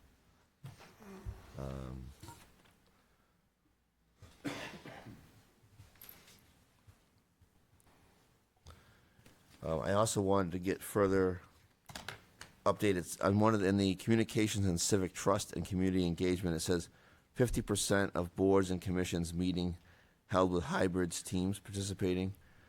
I don't know, as one person of the council, I kind of like when the boards are together. I think it's on B2. So I don't know if that's something that I think it's hard to get everybody together. I don't think it's hard It's at all. actually, I apologize, there's a clarity thing Yeah. there. That's meant for hybrid participation available to the public. Okay. Not the board members, so opening it up to allow remote contributions from the public. So Okay. that they could join in the Teams meeting and comment in an organized fashion, not like that. I know we all remember the first COVID meeting, not like that. Things have come a long way. That's what that means. Okay. Well, I mentioned that, Ron, because I remember the planning board and the town council joint meeting. There was only you and I there, and then you left, and I was there to take the wrath of the planning board. So I remember that one. I was there. I don't want to be a one-person show. Does anybody else have anything to add? Or Well, I mean, I Please. thought that the strategic plan on a whole was concise, smart, and it had accountability. It had an accountability focus, which I like. My only questions really are, as we progress through this, how will this be reported to the council? So quarterly, yearly, so how, as we move and take things off the key things, do you know what I'm saying? How is that going to be updated, or is it just going to be updated online as we satisfy certain things? You know what I'm saying? When would they be removed, and how would we? So the status reports would be on a quarterly basis, and they get removed on an annual basis when an item has been, the objective has been accomplished, then you would remove that and move on to the next items. So that would be put on the agenda and done at a meeting publicly? Yeah, a lot of these are, they're the initial assessment and then the implementation, so they usually take more than just 1 year to finish anyway. Yeah, I just didn't want to, keep it look, because it'd be nice to be able to see, oh my God, we accomplished this much, and it keeps you kind of like an excitement and an energy of moving forward, that we're reaching accomplishments, you know what I mean? Hitting goals, getting there.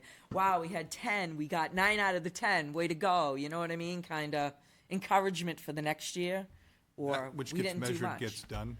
Huh? That which gets measured gets done. Correct. That which does not get measured generally does not get done. Correct. But I'm just saying to keep it on track. And that's why I asked. My That was point. the only thing I didn't see, but I thought it was, like I said, very, very good. It shows accountability. It was kind of smart. It was very concise. I thought it was pretty good. I mean, that's my 2 cents, Ron. No, I'm it's- sorry I don't have a lot of questions. No. I think I had them last time. I don't That's have them why- this time. That's why we've had this in the next couple of meetings, so we can get it perfect. I don't have a lot of questions. I just want to echo that, this holds people accountable. It gets things done. We plan ahead. As you've noticed, the issue with the library, fire station, there's a lot of issues that we have not been planning for.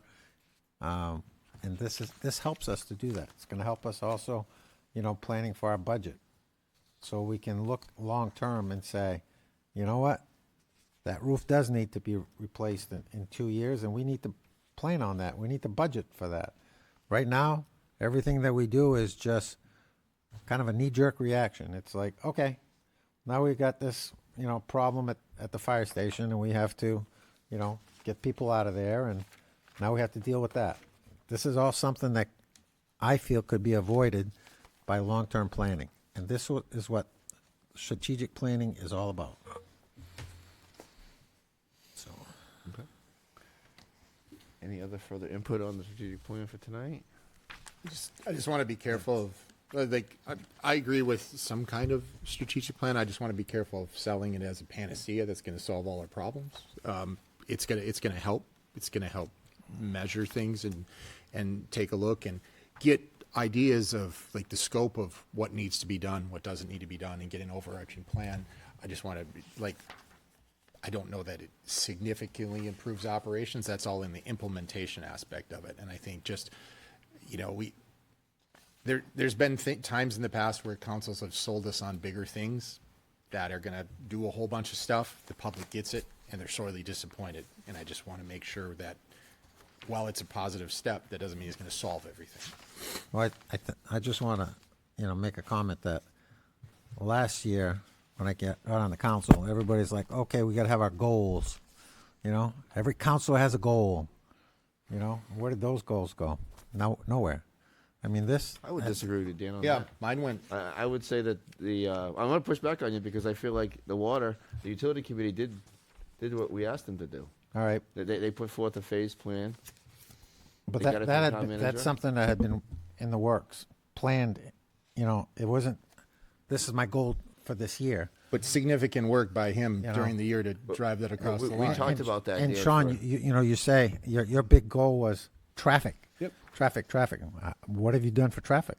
We got something on the ballot. We got it passed. We are looking at long-term solutions and different ways to look at things like permanent traffic counting devices and other things to gather data to find the problem intersections. Well, I will I tell don't you remember that what I your have not goals were, seen Dan, I have but- not seen you at any of those meetings. So I don't know where your involvement is on these meetings. Not I'm just sitting gonna at make that traffic comment. safety committee. There's overarching bigger aspects than that. Okay. That's strategic. Good. Mr. Chair. Yeah, please. This is our time to make additions or subtractions? Absolutely. We So- have 2 more meetings also, but yes. Of course. So section C3, I'd like to add a KPI for a priority action item of create an economic development program and determine the necessary leadership structure to execute the plan with a key performance indicator of roadmap the economic development plan to include roles and responsibilities by June 30th, 2027.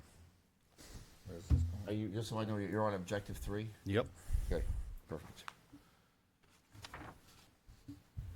Could you just repeat that for the record one more time? It's the C3, enhance economic development opportunities and strengthen Londonderry's economic identity.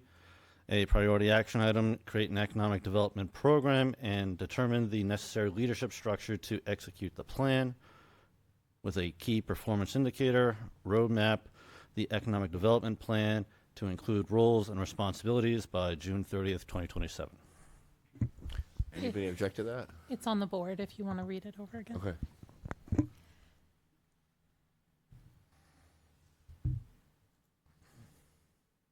Good with Well, I like it, but the question in my mind is, when you say program, Ted, are you saying something that is in-house? Are we going to In-house. form an economic development committee? No committee. A You're gonna committee hi- has no you're gonna power hire and it has no somebody- money to spend anything to actually improve anything for the town or to even put together a plan for economic development. So you can't have a committee on this. You need an actual staff. You need a paid person. You need the ability to spend resources if need be. You need actual hired staff who are experienced in this kind of area. So you're talking about hiring new staff? Potentially. But whether the in-house staff can have other responsibilities with that, that may be, but it's up to the town manager to determine where does that fit correctly with the staff that we have or with new staff that can also take on other responsibilities. But a committee does not have the power to be able to do what we need them to do to promote the town. Then how do other towns do it? I mean, I know other towns do all their economic We used to have an development through economic director committees. for about 10, 15 years until I'm sorry, I couldn't hear the first part of what you said, we Ted. used to have an economic director for about 10, 15 years. Yeah, Andre Garin. Yes. And that position then, or salary for that position, went to other things within the town. We should have an economic development director for the size of our town and where we are located within the state, and to have better communications with the economic director of the state of New Hampshire as well.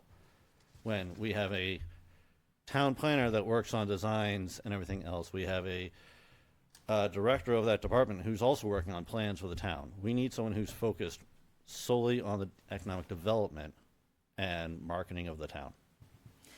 Okay, so you wouldn't even consider using a committee or outsourcing? No, because a committee is made up of townspeople who are not experienced in this type of work. Well, technically, none of us are experienced in this type of work. We are elected. We're not committee people. Technically, the people on the planning board aren't experienced. Most of those people are experienced within I'm some saying sort of necessarily, construction. they're not necessarily. Most of them have some sort of I construction just think background. it's a discussion. Okay. How do other towns make it work? I'm thinking about the taxpayer. You know, as just to get it going, it might be easier to do it at a more cost-effective way, to have a committee who's focused on how they're going to get there and what they want to see, do all of that ground legwork stuff, the strategic plan of it all, and then later, this way you can hire someone and you can say to them, this is what we're looking for because this is what people said. I don't know. It's a discussion. Yeah. I mean, I think that's great. I just wanted to understand what Ted was. Put it in there. I think that's good. I'd like to know from our town manager if we have the staff to do this, or are we going to have to hire people?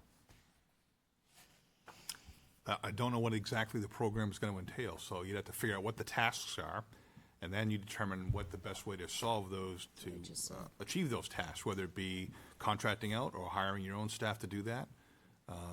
That's how you would have to do that, but you have to figure out what the task items are first.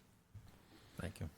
And Ted, I support what you want to do. My only concern is if we have to hire somebody, that's another expense on the town. That's my only concern, but I agree. That may be, but if they're driving business to come to the town, they're That can be drastically beneficial. offsetting their salary. Mm-hmm. In a way, it's like a sales position.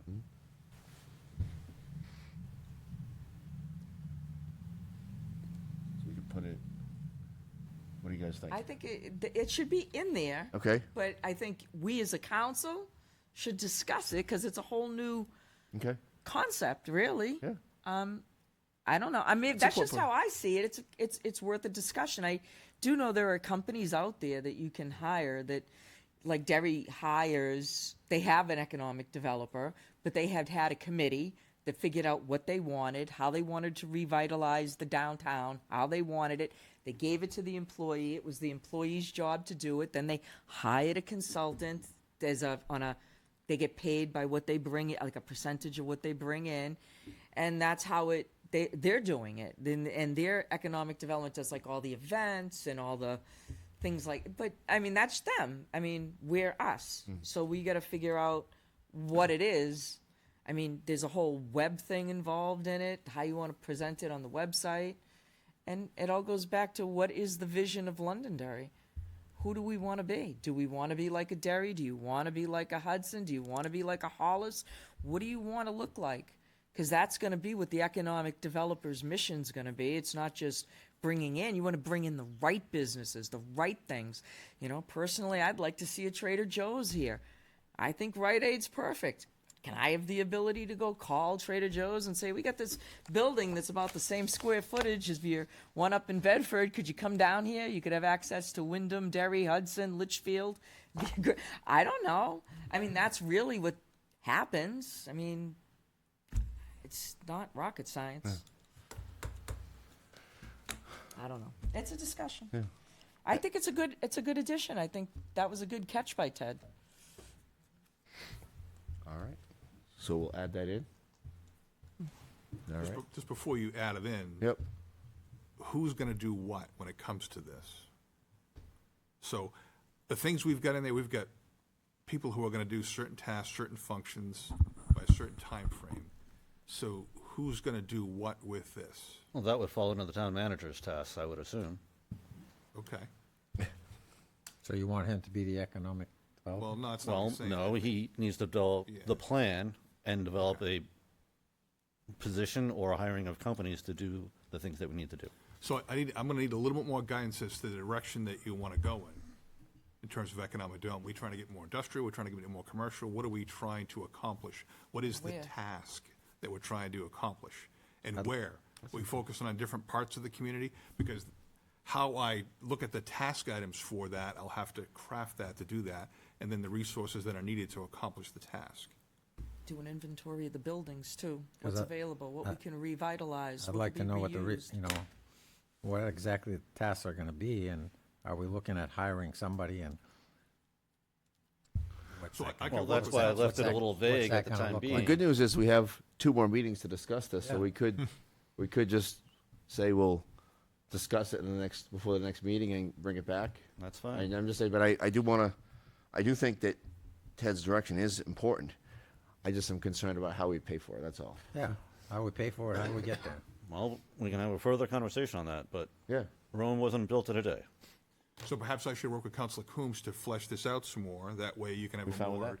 definitive discussion about Fine. the direction that Good we're with that, going. Dan? What's that? That makes sense? Works for us. It's fine. Any other additions, subtractions, updates? Well, there's 3 there. Huh? There's 3 listed that were sent Yeah. out to you. You've got G2 and 2 C3s. Anything else? Right now, we already know we're gonna deal with one of the C3s, the one that was proposed by Council Coombs. And I think the other one's conflicting, so. Okay.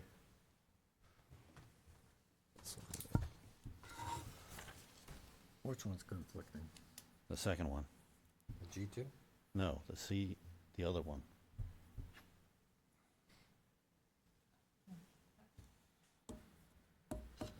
Right there.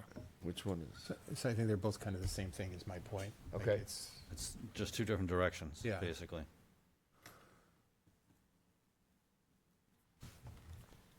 So do we want to accept one of them? Any input from anyone? Or? So why can't we have an economic development commission? I felt it wasn't necessary because it would have no power. You'd have no power, you'd have no authority to spend money, you'd have no real authority to talk to these companies, or carry really no weight with your name. It takes filling and staffing a board. A lot of times it takes time. Sometimes they don't come to conclusions. Sometimes it's if you want to take a very slow approach or you want to kind of get it going, it's the cons of the other stuff is like cost, but there's an efficiency in when having someone have a dedicated job to doing it. And so, picking between the two, I tend to think like Ted's version of this gets us where do we want to be. The other ones, maybe we'll get there. And it's kind of hard to hold a committee to KPIs. Yeah.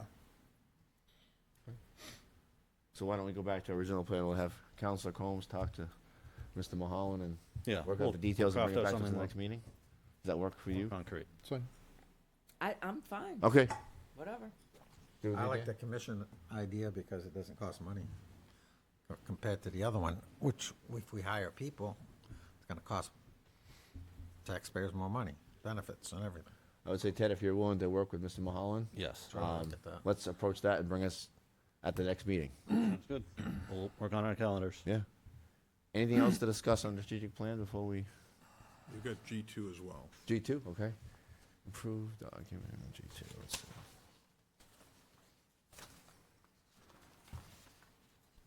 G2.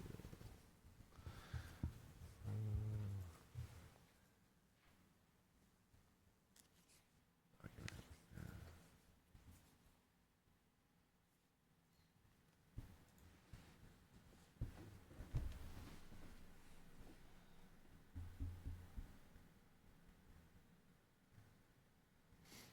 That could be aggressive, that goal. Yeah, and I think this is something we already had discussed before as a council, and we ended up rejecting that idea then, and I just, with a lot of stuff in there, I don't know, that's my thought on it.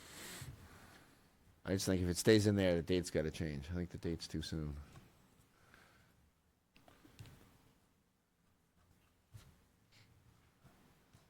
Input W. Nope. Okay. Any input? Well, I mean, Ted mentioned last time that, looking at doing a recreation building, and making more for recreation. This kind of addresses some of that, I think, It's the number one thing you on the master plan questioning. Next- evaluate and that they present 3 want. priority locations for future recreation, so, I mean, I'm just looking at the overall picture. If we're going to spend money, we need a That DPW really facility for shouldn't us, right? cost much. So, I mean, but- a lot of it can be done through volunteerism or different organizations. For example, you want to put in a pocket park somewhere in a neighborhood. You reach out to the people. It can be all done at a grassroots level. It doesn't have to be always through the town and have the town employees do it. They're there to help. We have great employees. Like Kirsten is wonderful at organizing and setting things up. And her time, this girl has got like a robot brain. She's like, this is it all the time. And like, once you get someone excited, other side people put all the data together and they feed it into Kirsten's robot brain and she spits out this beautiful thing and it's good to go and it's got the town approval and I think it should be working together, people working together, like that listening session that we had for the meeting house. Because of that session, there's now a group that's formed Citizens for the Meeting House or something like that. And then, they came up with a name. They're going to get together. They're already thinking about where they're going to go, how they're going to fundraise. I mean, I've gotten more emails and phone calls of people, some of them I didn't even know, some of them I did know, who are very excited about moving this thing forward and raising money and saving this building. People get excited about outdoor space like you saw with the skate park. People get excited about that. I'm going to go back to 23 years ago when I came here and pitched the concert to the Commons to the council, and they didn't want to do it. Oh, it's going to take time. It's going to cost police. And look at it now. It's baby steps. You can't. You're not going to be a full blown. Little digestion, little bits at a time, and. So I agree with you. I'll take a note here. So all this kind of falls under the bullet point 1 on this of developing a 10-year improvement plan. So I feel like it's a redundant item of bullet number 1. So what I was going to add to that is I think what you underlined is some good examples of things, Deb, that are getting done with community involvement. Like, we don't have the Reverend Morrison House in here. We don't have the skate park in here. We don't necessarily, just because it's not in here doesn't mean it doesn't happen. But it all falls under the 10-year improvement plan. Yeah, when you're trying to do large-scale strategic planning KPIs, you can't put every single detail in there, and just because something's not in there doesn't mean it's not good. And just, it's just trying to get some focus around key high-level I'm just saying things. that I believe that's considered recreation, and so therefore that is important, and you are painting with the right brush, and that's why I was leaving it in there. That's why I was saying that. I understand what you're saying, Sean. I agree with you. You can't get into every little project, but that's part of it. This is the big picture, and then those are the little things. I understand. But I don't understand what you're seeing as far as overlay, and maybe I'm just missing it. So a lot of what you're mentioning here really is, I guess, what he's trying to say is a detailed level of what falls under the bullet number 1 here of assess parks, fields, courts, playgrounds, lights, and related recreation assets and develop a 10-year improvement plan. So all of that kind of falls under the umbrella of a 10-year improvement plan. But you just said you wanted to take that out. No, I'm saying we don't include that because it falls under the umbrella of a 10-year improvement plan. But shouldn't it be stated that that's what the thing includes? I think that gives us more flexibility, stated the other way. And again, these are high-level achievements that have KPIs attached to them, so the goal is to be able to achieve them, but it doesn't break down all the details, because this plan would be 250 pages, and so it's just doing things at that. We're looking at a different level of scale and scope here. I understand. I just think it should be listed, and I thought it was broadly listed, and that's what was important, so that people understood what things were in it, not just all the little details. Never mind. So, It doesn't Deb, matter. You guys. what can we put together that would make everyone happy? 'Cause it seems like you guys are on the same page, but we're just missing a word or two. Well, I think it's, like we said, it's already stated. Okay. That's why we're... Okay. Kirsten, can you bring that back up for a minute? I just don't think I'm understanding. I'll tell you, Ron, the one thing that I like about it is to It's kind of like this is the back of the book, not the whole book. I understand, but I don't. evaluate and present 3 priority locations for future recreational. It's already listed on here. Where? Yeah. Where? It's already on here.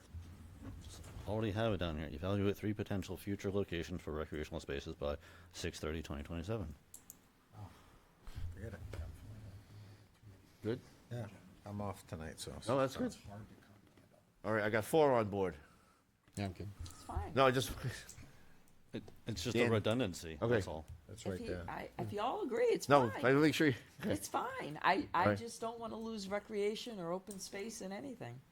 We're not. We're just saying what is written here is a redundant of what they've already put into the plan. All right, we're good. Anything else to discuss? Okay. Anything else you want to discuss before we move on? No. All right. Thank you guys for your working together. That was. All right, up next, approval of consent items. I'll accept the motion to accept the consent items. So moved. Second. Motion from Sean, second from Ted. Any discussion? All those in favor say aye. Aye. Any opposed? Chair votes in the affirmative, 5-0. All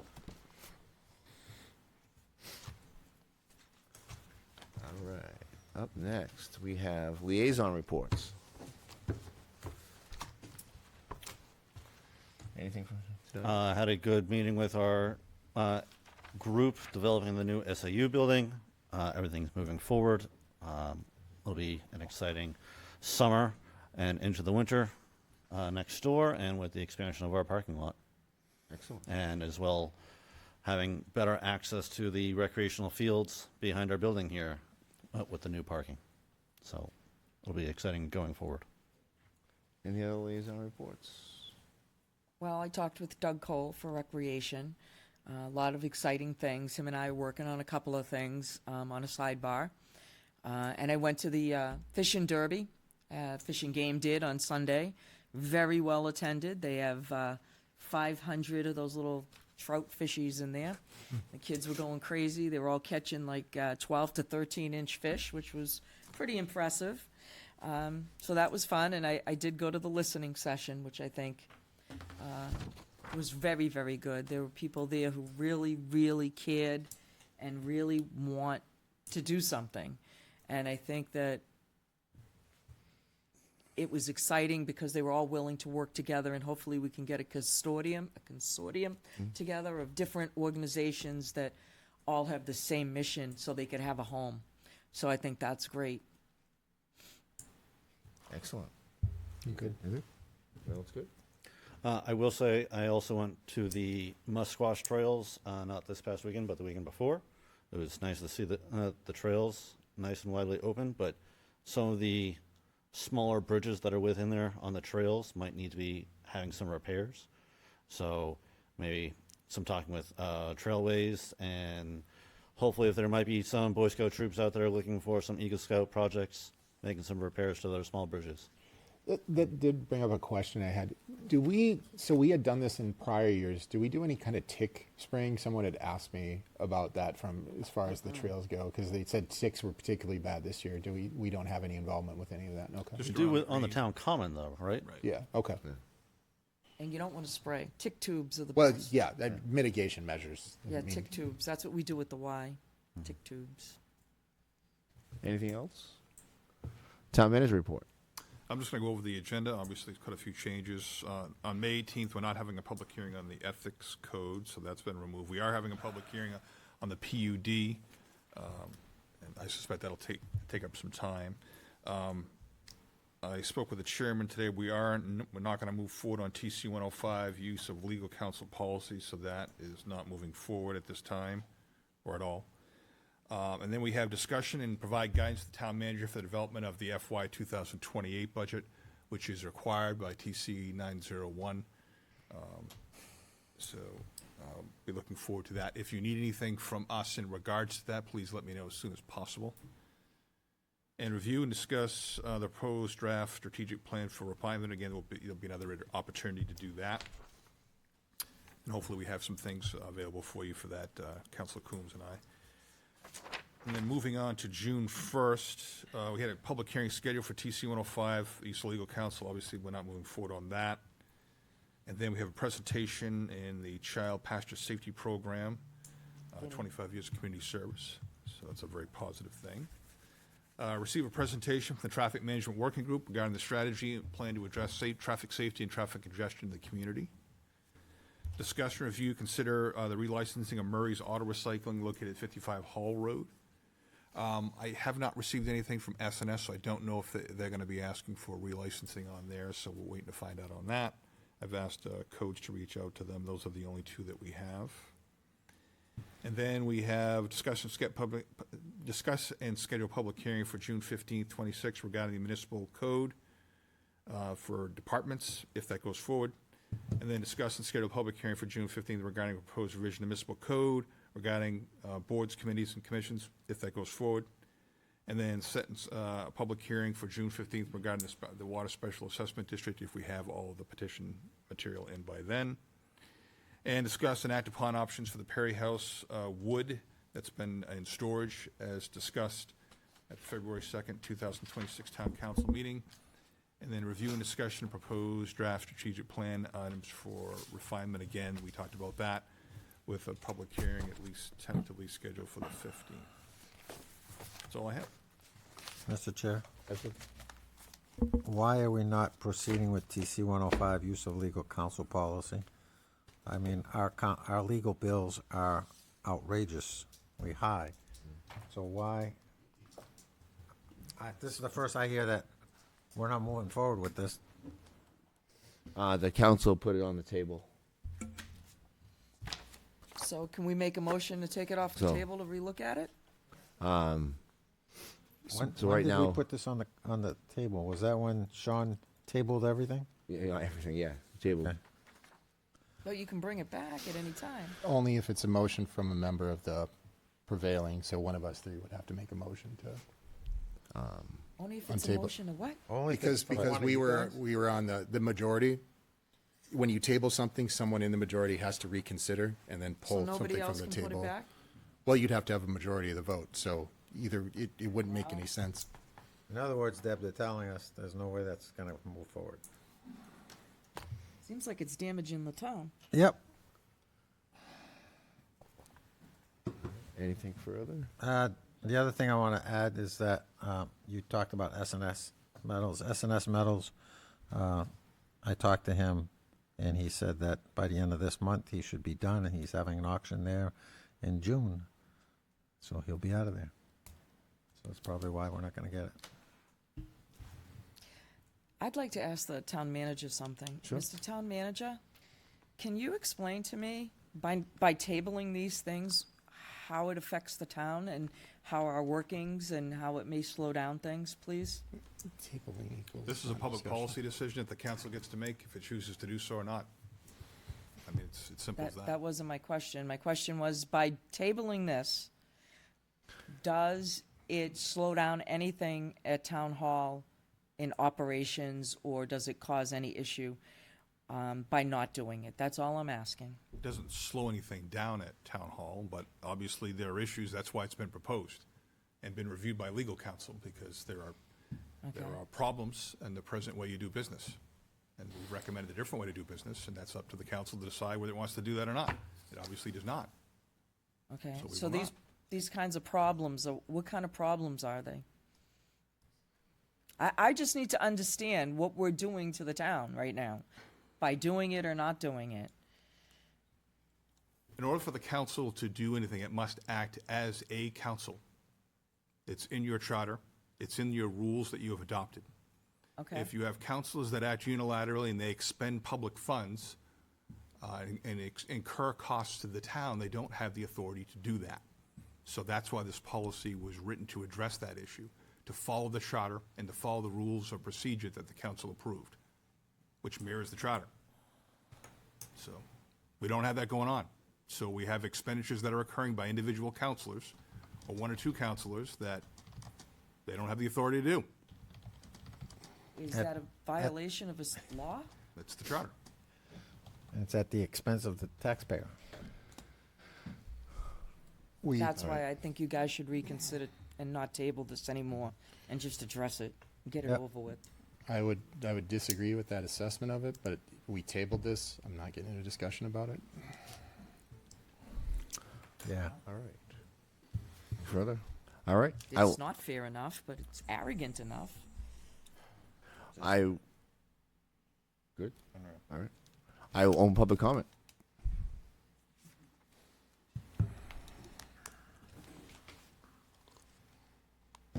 Are you Christine? Christine Perez, 5 Wesley Drive.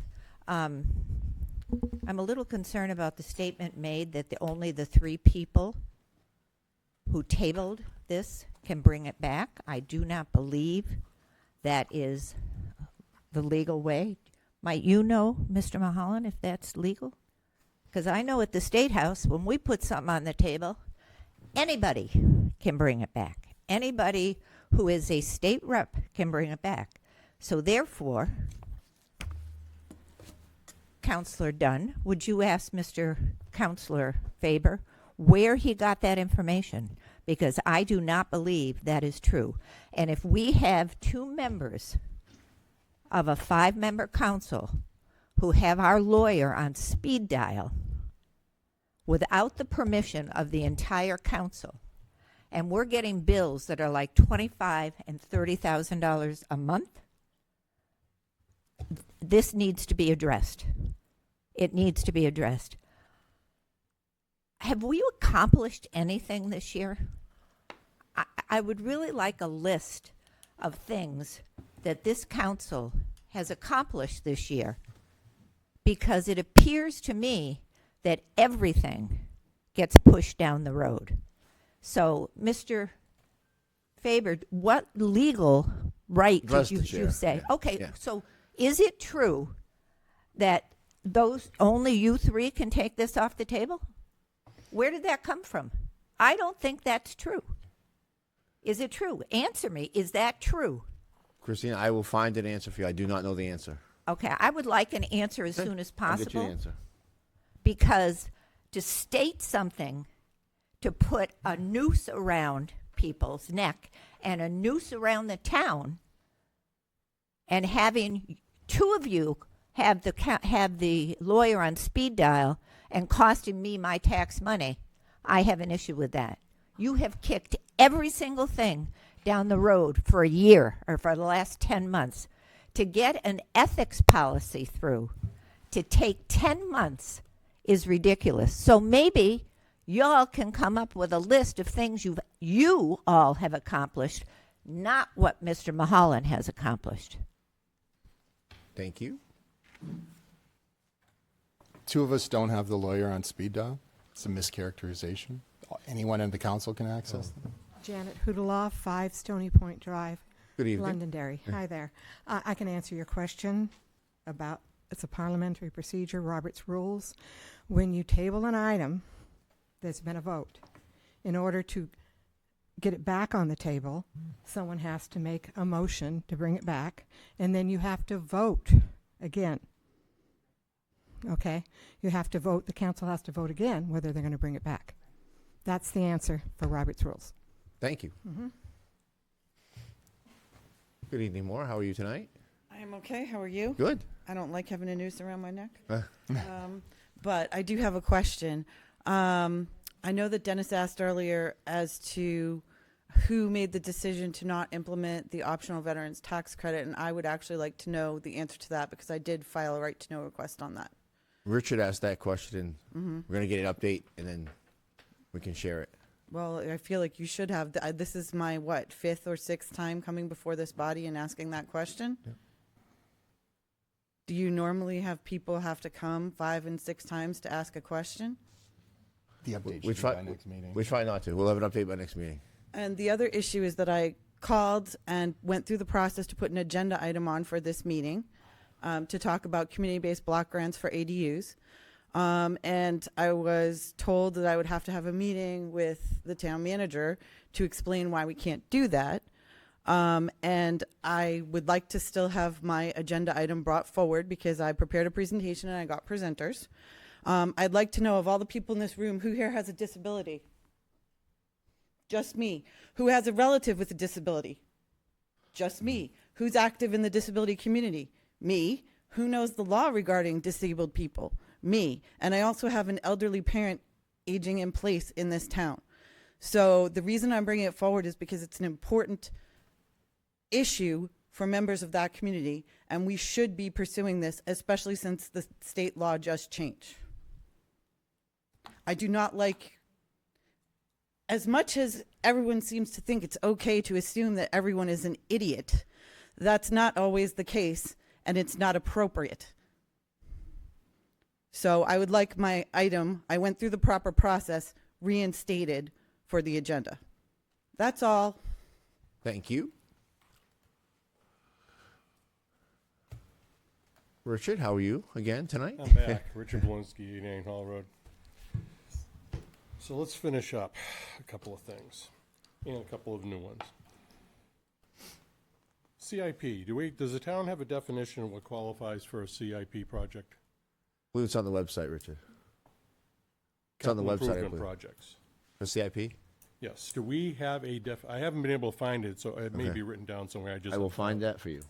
All right. Yep. That's one. Two. The $94,518 was spoken about here tonight that you guys are moving forward. Is that coming out of money that was already appropriated, or is that coming out of money that needs to be appropriated? And if so, it was voted to do it with nobody knowing where the appropriation was coming from. Because my concern is we got like a $325,000, I think it was $325,000 bill, estimate, whatever you want to call it, from the insurance company they're going to cover for the water damage over there that quite frankly should have never happened. They had a pipe break a year and a half ago, and it wasn't fixed properly. The pipe was fixed properly, but they didn't winterize the system. They didn't put antifreeze in it. So we're cleaning up something over there that should have never happened. I brought it up when the pipe broke a year and a half ago. Of course, it was ignored, so nobody put antifreeze, hydronic antifreeze, or a circulator pump that goes on automatically in the system so it doesn't sit there stagnant and freeze. So we're cleaning up a mess that should have never happened. Okay?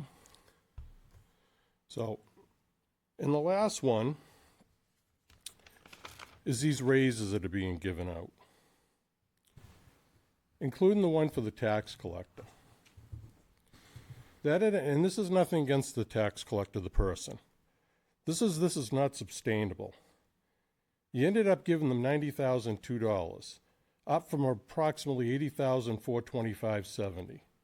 That's an 11.9% increase, plus they get their $5,000 stipend for being deputy clerk on top of that.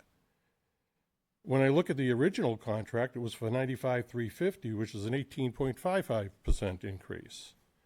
Then you had all those ones for the $131,000. I've been asking where that money came from forever.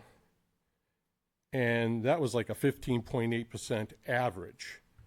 And I got a whole list of other ones that was given to me tonight that somebody did the analysis on, beat me to it.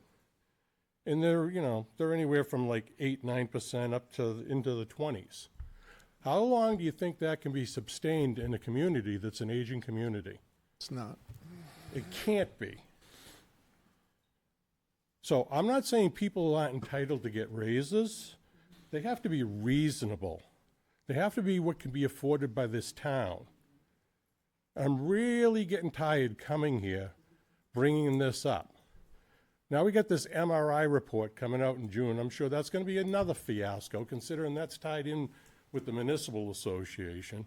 So you know what that's going to say. So we better take that with a grain of salt when that comes in. Somebody, I'm going to say it plainly, somebody's got to get their head out of their ass and figure out what's going on here. All right? I'm tired of talking to people that are leaving this town because they can't afford to stay here. They're on fixed incomes, a lot of them. I think we all know this is an aging community, as I said earlier. It's not a joke. All right? These are unsubstantiated. You can't sustain these. Where in the regular workforce do you get these type of numbers? Occasionally, somebody gets a promotion or something, and changing the name of a job just to make it look like a promotion so you can give a big raise is an end around. So you all got to work with the town manager, and the town manager got to work. This is not sustainable. The position of the tax collector is not even supposed to exist in its current form. Yes, by law, we have to have one. 12 years ago, it was supposed to be absorbed into the town clerk's office because they were doing that. But of course, that was another vote that the people voted for and approved that wasn't implemented. 15 seconds. Okay. So somebody's got to come up with the answers, because these numbers, you just can't keep doing this. This town's going to be bankrupt at this rate, or at least maybe not bankrupt, but hurting. If you did your own finances this way, you'd be in trouble. But what the hell? We'll just hit up the taxpayer and put them in the poor farm. Thank you, Richard.